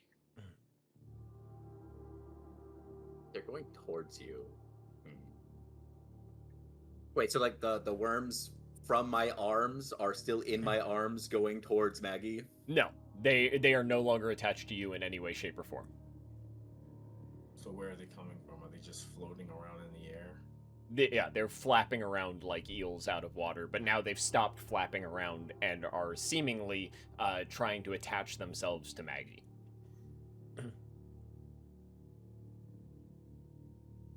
I don't know how to feel about this. I think. So this might be something we need to bring up later, but I think those were inside of me, and that's also what's inside of Cypher and Jeremy. Jordan! I don't You- have. You I don't, keep saying later. I don't. I don't have anything like that inside of me. So, Cypher stands up from the throw up pile. She goes, can I, I don't either. as Camille, I mean Maggie talks to, don't do that. As Maggie goes and talks to Victor, can I go and check the guy who's not made into a meat puddle? Yeah, the guy who was beaten by the bat, or the guy who had his heart exploded. His heart exploded because the guy beat like bad Yeah. as mush. Yeah, he's kind of slumped against the table. I want to search his body for anything. He doesn't seem to have much currently on him. You can tell by how he's dressed. They both probably have removed multiple layers of clothing because they've been down in this basement for so long. And you can see a blowtorch sitting nearby. So they've been working with power tools and have been down here working with fire and power tools and stuff like that. So they're both in like tank tops and boxers.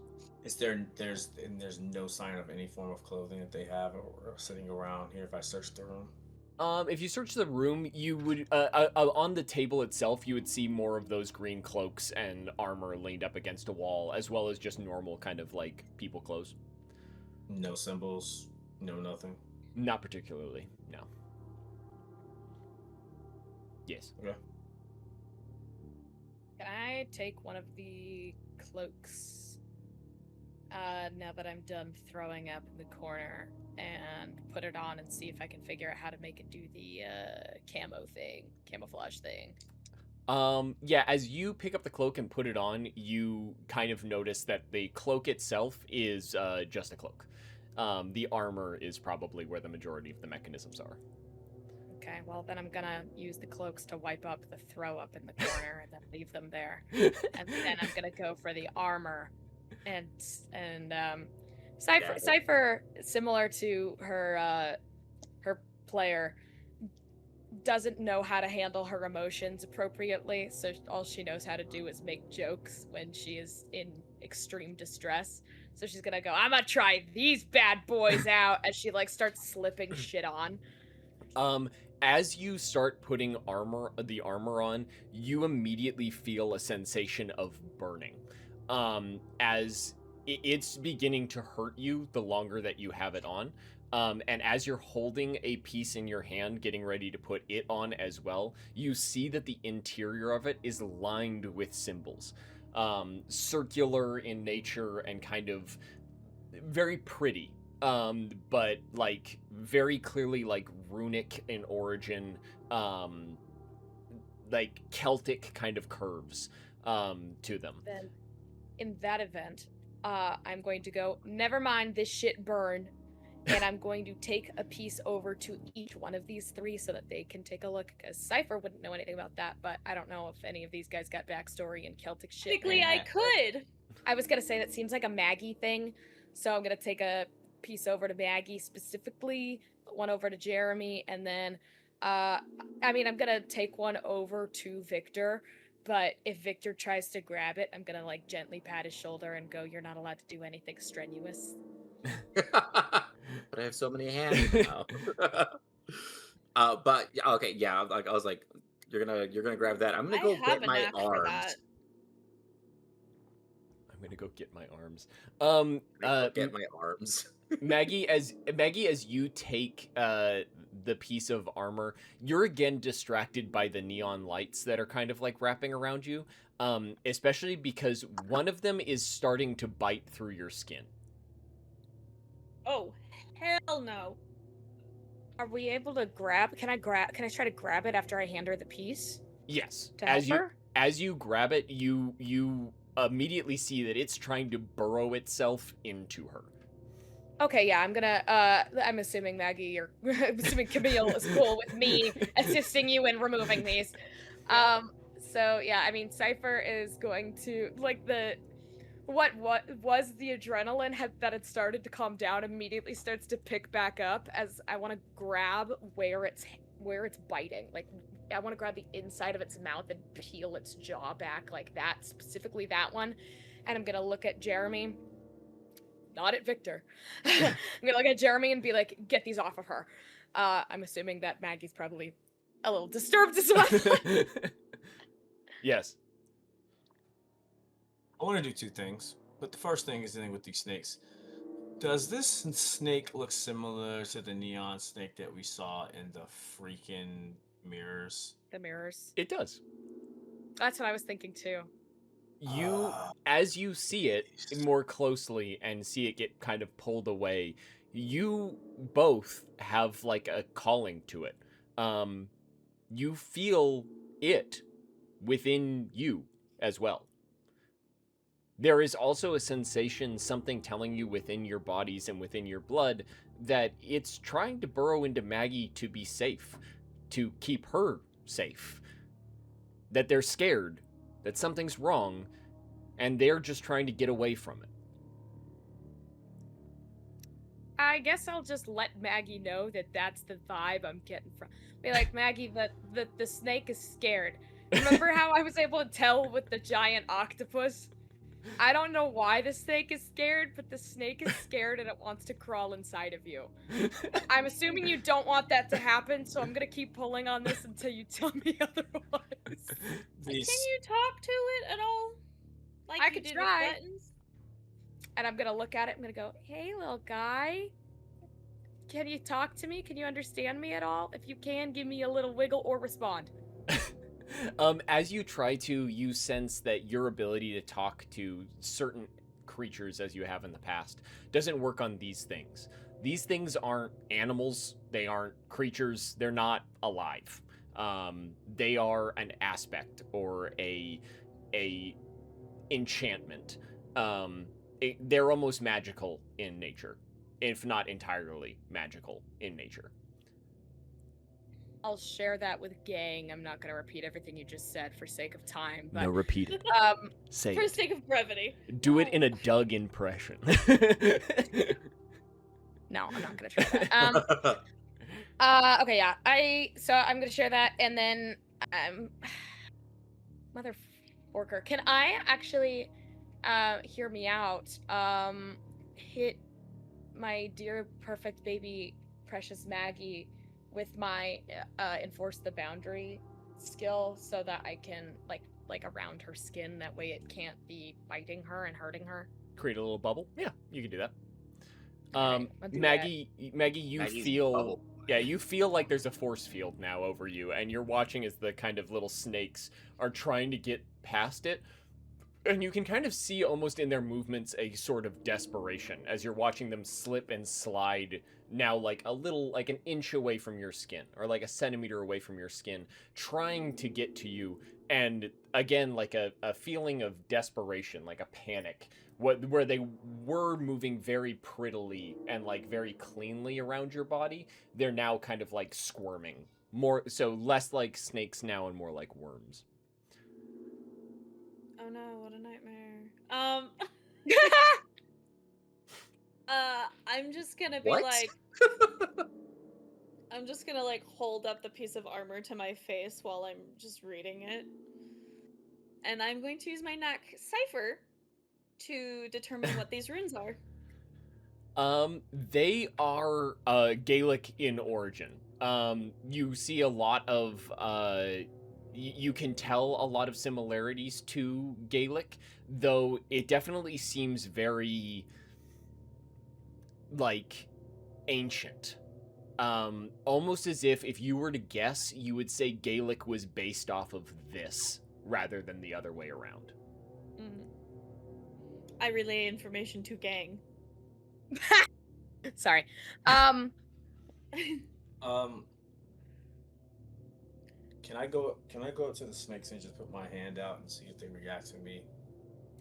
They do. They begin to like crawl over you as you put your hand out.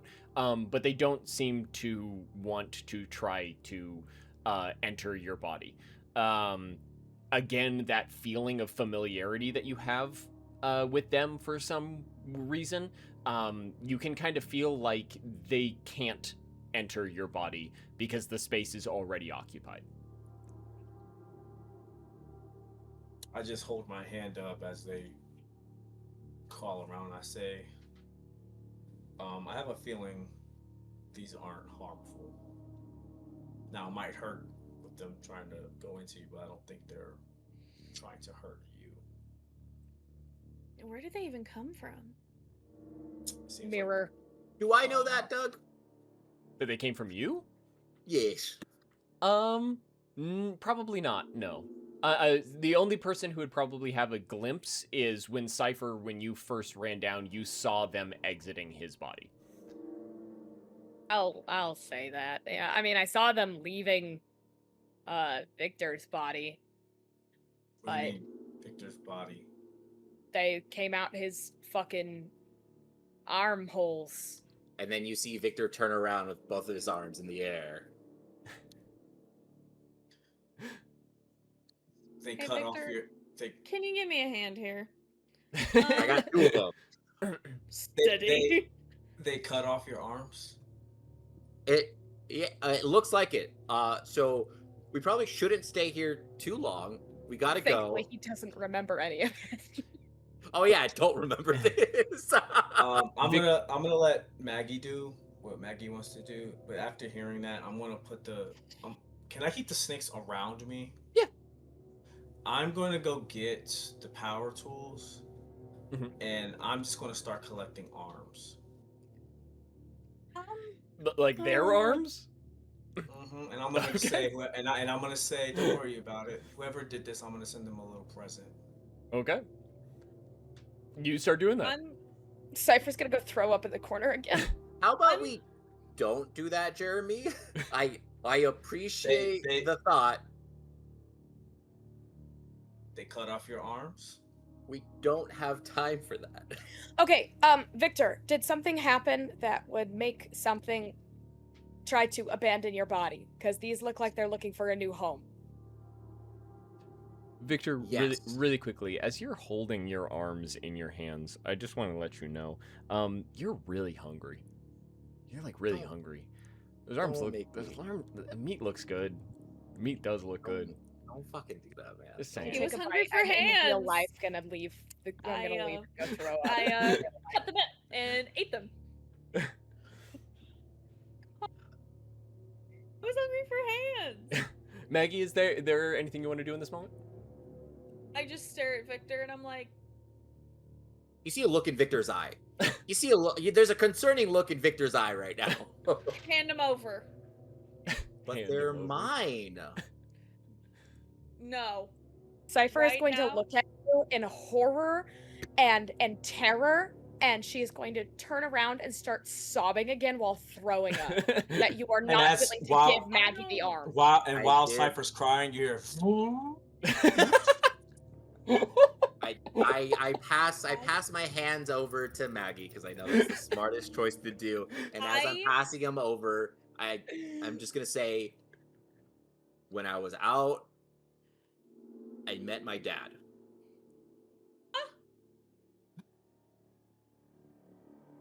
The fucking chainsaw stops. Vroom.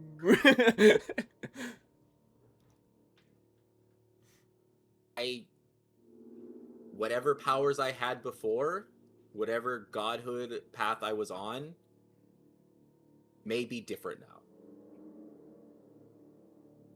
I turn to Cypher, drop the barrier. Cypher's gonna throw up again, and the barrier will drop because she just can't concentrate on that. Wow, Cypher really is Victor's daughter. She's throwing up like crazy. This is season 1 Victor right here. Bringing the throw up back. Do you think this is Victor's powers? It The might snakes? be some form of my godhood. Because we fought a neon dragon in Vegas. Or snake, serpent, hydra. Hydra. So, Thing. Did you ever find out its source? Dog. Papa Legba. oh, that's his power? Or that we figured out from... He gave you that. Census of that Yeah. place. Okay, yeah. yes. Oh shit, damn, has he been watching us this entire time then? Yeah. He's also I here. just Mm-hmm. I reach down, like I reach out for one of the snakes. It was a gift from Legba. Oh, I am next to you trying to cut this guy's arm off, and I kind of hold my arm out I've So they dropped can- the thing, so the snake. so they can transfer to your arm. As they transfer you to you, they don't waste time this time. They bite into you and begin worming their way into your veins. It is a very unpleasant experience. It is a tugging and pulling experience. It's not hurtful. It doesn't hurt, but it's very strange. Like if you've ever gotten a shot before at the hospital, you know, it's like it's there, you know, it's not supposed to be there. It feels weird. Yeah. I was gonna say, like, when you put on like a latex glove, but your hand's a little sweaty, so you have to, like Yeah. figure out how to get your fucking I hand just in had it. to go to the doctors to get some blood tests, John. So something like that. Yeah, probably. I have to do that tomorrow. But yeah, so yeah, they worm their way into your arm. After a few minutes of uncomfortableness, all of a sudden it kind of just ceases. It's as if they were never there. I just kind of like reach over to Victor and I'm like, I need to go outside. Yeah, me too. We should all go outside. It stinks in here. Jeremy's just like, I I'll be out in a minute. Exactly. I just kind of look at Victor and I'm like, you're not getting these back anytime soon. Now about Willie. He's bigger now. Don't freak out. I raise both of my arms up. I think I'm good. I kind of say, Maggie, you might not want to give him his arms back, but you might want to give him his relic back. Maybe he can get his bracers back. Those are his. Do I feel any connection to that relic? Yes. It was given to you by Hephaestus. So you do feel weird being apart from it. It's not anything bad right now, but it definitely feels like Maggie is currently holding on to something that should be a part of you. As if she's holding your arms.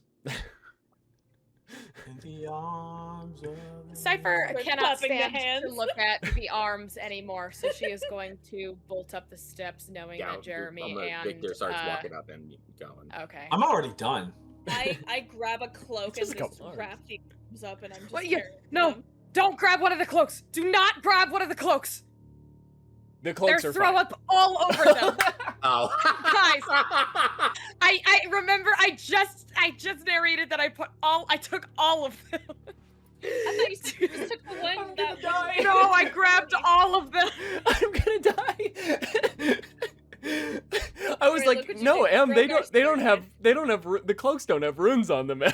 Oh. No, they I'm have gonna throw Covered up. in vomit. I'm gonna find some sort of cloth, Yeah. clean cloth, Yeah. and wrap up the arms and be like, we'll figure out how to get the bracers off.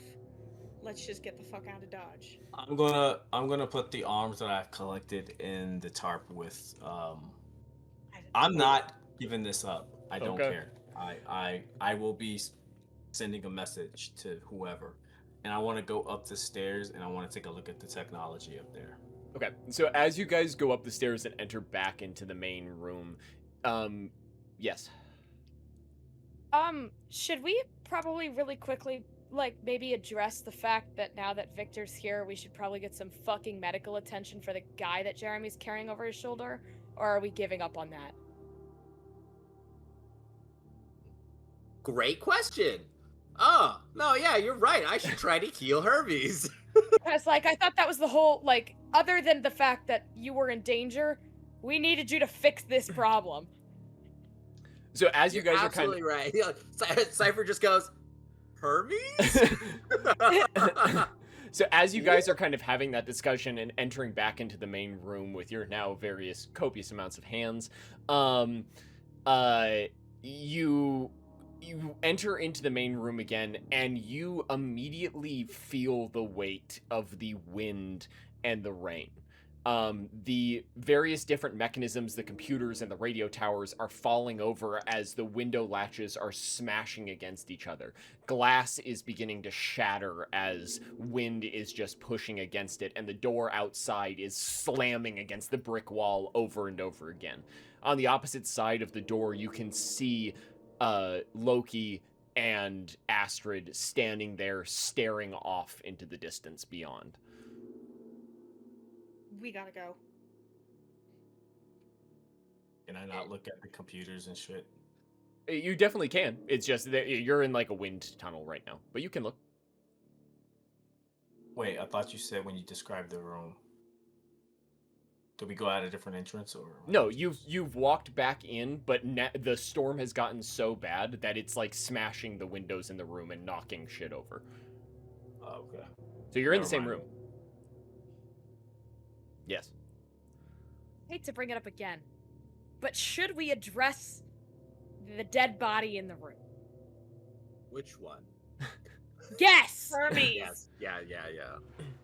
So, well, but we should. Okay, hold on. What can Victor do here right now? Yeah, once he Can gets I- to the top. Can I Jolton blood put it in Jeremy's dad's mouth? I'm not giving him a What name. mouth? I'm not letting you do that. And he doesn't have a mouth. Why wouldn't you let me do that? Shotgun in the mouth. He doesn't Yeah. have a Don't- mouth anymore, sweetie. I can just put the blood in the general area. You know, We point don't- out where his esophagus is and just drip one. So as we like start coming up and the storm is going back and forth, Victor's gonna take a quick step back and see Jeremy carrying his father, and he's just gonna like just all the rush, the adrenaline, everything is kind of like overwhelmed him to the point where he kind of forgot that this had happened, and now he's going to attempt to heal or bring Hermes back for a second, going like, Jeremy, let me try one more time. I don't know what happened when I tried it the first time. Something stopped me. Something told me I needed something else. Let me try again. Didn't you guys just say we need to get out of here? But sure. I just gently lay the body out. I move the 2 sets of arms out the way. And I tell, and I say, and I say to Cypher, I say the reason I don't want you to do that is because I don't know what that would do to a god. I don't know. I think I'm weaker than a god, so I think that it would not make as big of a. I don't mind. I just, worst comes to worst, if whatever Victor's doing doesn't work, then I think that we should try it. That'll be like last case scenario. Victor's gonna like kneel down and put his both hands like on the sides of where Hermes' head should be, and just kind of do a small prayer and just go, all right, Dad, show me what you can do. And I'm going to try to bring Hermes back. Interesting wording you use there. Interesting wording you use there. I don't like that interesting. You do that. And you feel the same energy that you used to bring back Ep11 that one time. You feel that same energy begin to come out of you, and as it slowly moves through your new hands, that feeling of life and generation is replaced by entropy. You watch as Hermes' skin begins to heal, and his body begins to twitch. Does it look like he's coming back to life, or I am just doing something to his body?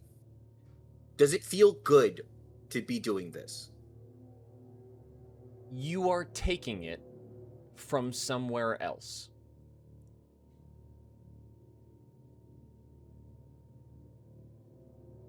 Victor stops. Why'd you stop, Victor? I can't do it. Like I said, I may have different powers now. This might not be the right kind of healing that I'm doing right now. So you can't do it. I've failed again. Necromancers are just late stage healers. That's all it is. Do you want me to try the blood or no? Go ahead. All right. And And Jeremy just walks away. He's like, content warning. Content warning. Cypher rips her skin open very dramatically. There was no reason for all of that, but she did it anyway. And then she kind of drops the blood into his mouth and hopes for the best. Well, into his hole. Yeah, you do. And just like the last time you did it, there is no immediate effect. Though you do notice that his body is still twitching, and there is still a healing process happening. But you don't know whether or not what you just did is having an effect, just like last time. As you guys are doing this, the wind is picking up. Jeremy, you do see that there are still computers on. They're just kind of laying on their sides. The radio towers are still attempting to broadcast through the storm. You all see outside as Loki and Astrid are still kind of just staring off into the distance. As with the rain and the wind, you also start to feel what kind of feels like a small earthquake begin to start. I guess we should go, huh? Yeah, will you carry your dad?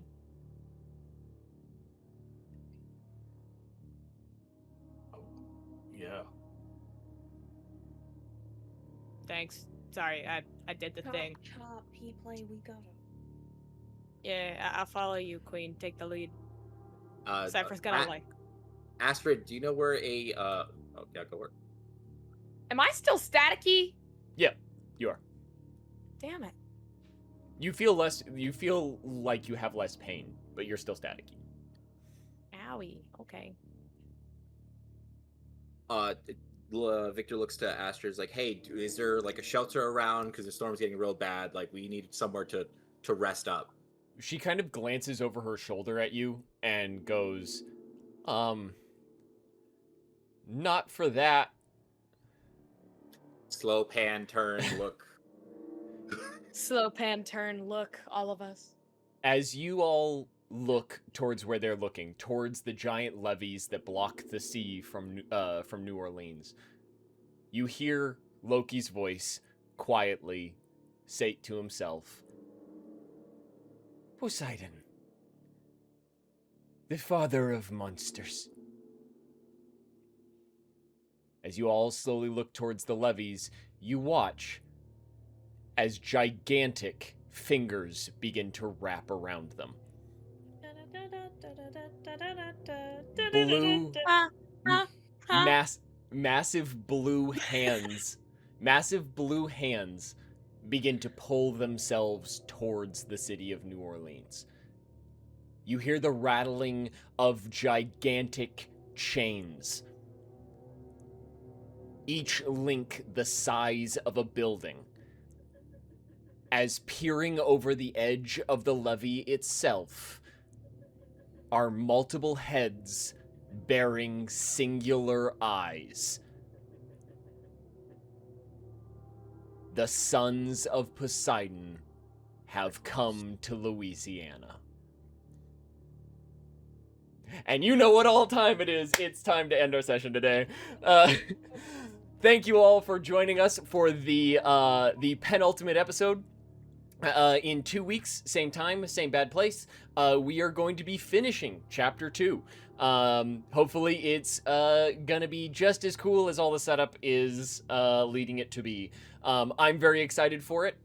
Again, to just kind of spice things up in the break, there is an ARG element to this game where you can figure out before these guys do what's gonna happen in the next episode. Yes. Camille. What does ARG stand for? Alternate reality game. Yeah, you can participate in something that's going on with... But It's both. yeah. But you can participate in something that's going on in the social media and on the YouTube page, as well as here. One of the biggest hints happens here, and you can figure out what's going to happen in the next episode before it happens, and then lord it over them for a week. But yeah, so 2 weeks from now, same time, same place, we are going to be finishing Chapter 2. I hope that everybody enjoyed. We're going to do one last quick little round saying goodbye to everybody, and I'm going to make one final announcement, and then we're going to hit the hay. So we are going to start with, who is 8? It's Boca. Hello, hey, I got arms. We're good. I got arms back, people. Doug wants me to eat my own arms. Boca play Victor Reyes, possible cannibal Victor Reyes. Life cannibal Victor Reyes. I was about to do that! Possible cannibal Victor Reyes! Socials, Boca_bear. Glad to be here. This has been so much fun. I'm ready to fight Cyclopses like Attack on Titan. And next is Camille. Hi, I'm Vampire Camille. You can find me here on Twitch and TikTok at Vampire_Camille and on Instagram at Vampire Camille TTV. I have played Maggie Hollis, and our lovable three-headed hellhound, Willie. Yeah. Jeremy. Hey everybody, Jordan Irby. Everybody's sad, crash out. But it was fun. Jordan_Irby on everything, and see you guys in 2 weeks. And Em. Hello, I'm M. I play Cypher Wiley, and you can find me at Nieri on everything. and I feel like I'm missing a part of my exit, so I'm sorry. You did great. And I am no, stop. I am Douglas. I'm Tales of Pantheons on all platforms. Go check us out on the YouTube, the VOD. If you only caught bits and pieces of this episode, the VOD will be up later this week. Depending on whether or not I can bring myself to edit it in time. I have like 3 doctor's appointments over the course of the next couple of days. Bad part about reaching out to your doctor after a month of not talking to them, they go, "Oh yeah, you need like 5 physicals, dude." But anyway, yeah, so I will try to have this uploaded later this week. But also, there's the whole entire rest of it. You can go see the first chapter when they were in Las Vegas. You can see the beginning of the second chapter when they were in New York. Or you can see the middle chapters when they were in a whole entire different dimension. Or you can watch this one again if you just like New Orleans. There's so much going on. So much craziness happening. So yeah, go check us out over there. Go look at us on TikTok, Instagram, YouTube, hopefully soon Spotify, and then yeah, lastly, join our Discord, because we're going to be I'm going to be trying to do multiple other campaigns coming up soon, and I want to do casting calls for them. I want to reach out and get people that are going to play certain characters as best as they possibly can. And there's a significant chance that these guys might be in those games as well. So if you want to meet us and hang out with us, hey, now you can. So yeah, that's all I got for you. So I will see you all in 2 weeks. It's gonna be a blast, and we're going to end with a bang. A big shebang. This is how the world ends. Not with a bang, but with a wave. Goodbye, everybody. Wait, don't go by yet. I wanted to try something. Instead of just going up like this, what if we did the Victor into that? Okay. All right. Okay. You Now want me to say your exit. Oh yeah, you're gonna raid. Boca raid. Boca doesn't have to because he's Victor. We could do this. All right. Okay. Yeah. We got 3 seconds. Everybody Cypher Pog wherever you go. Cypher Pog. And we are out of here.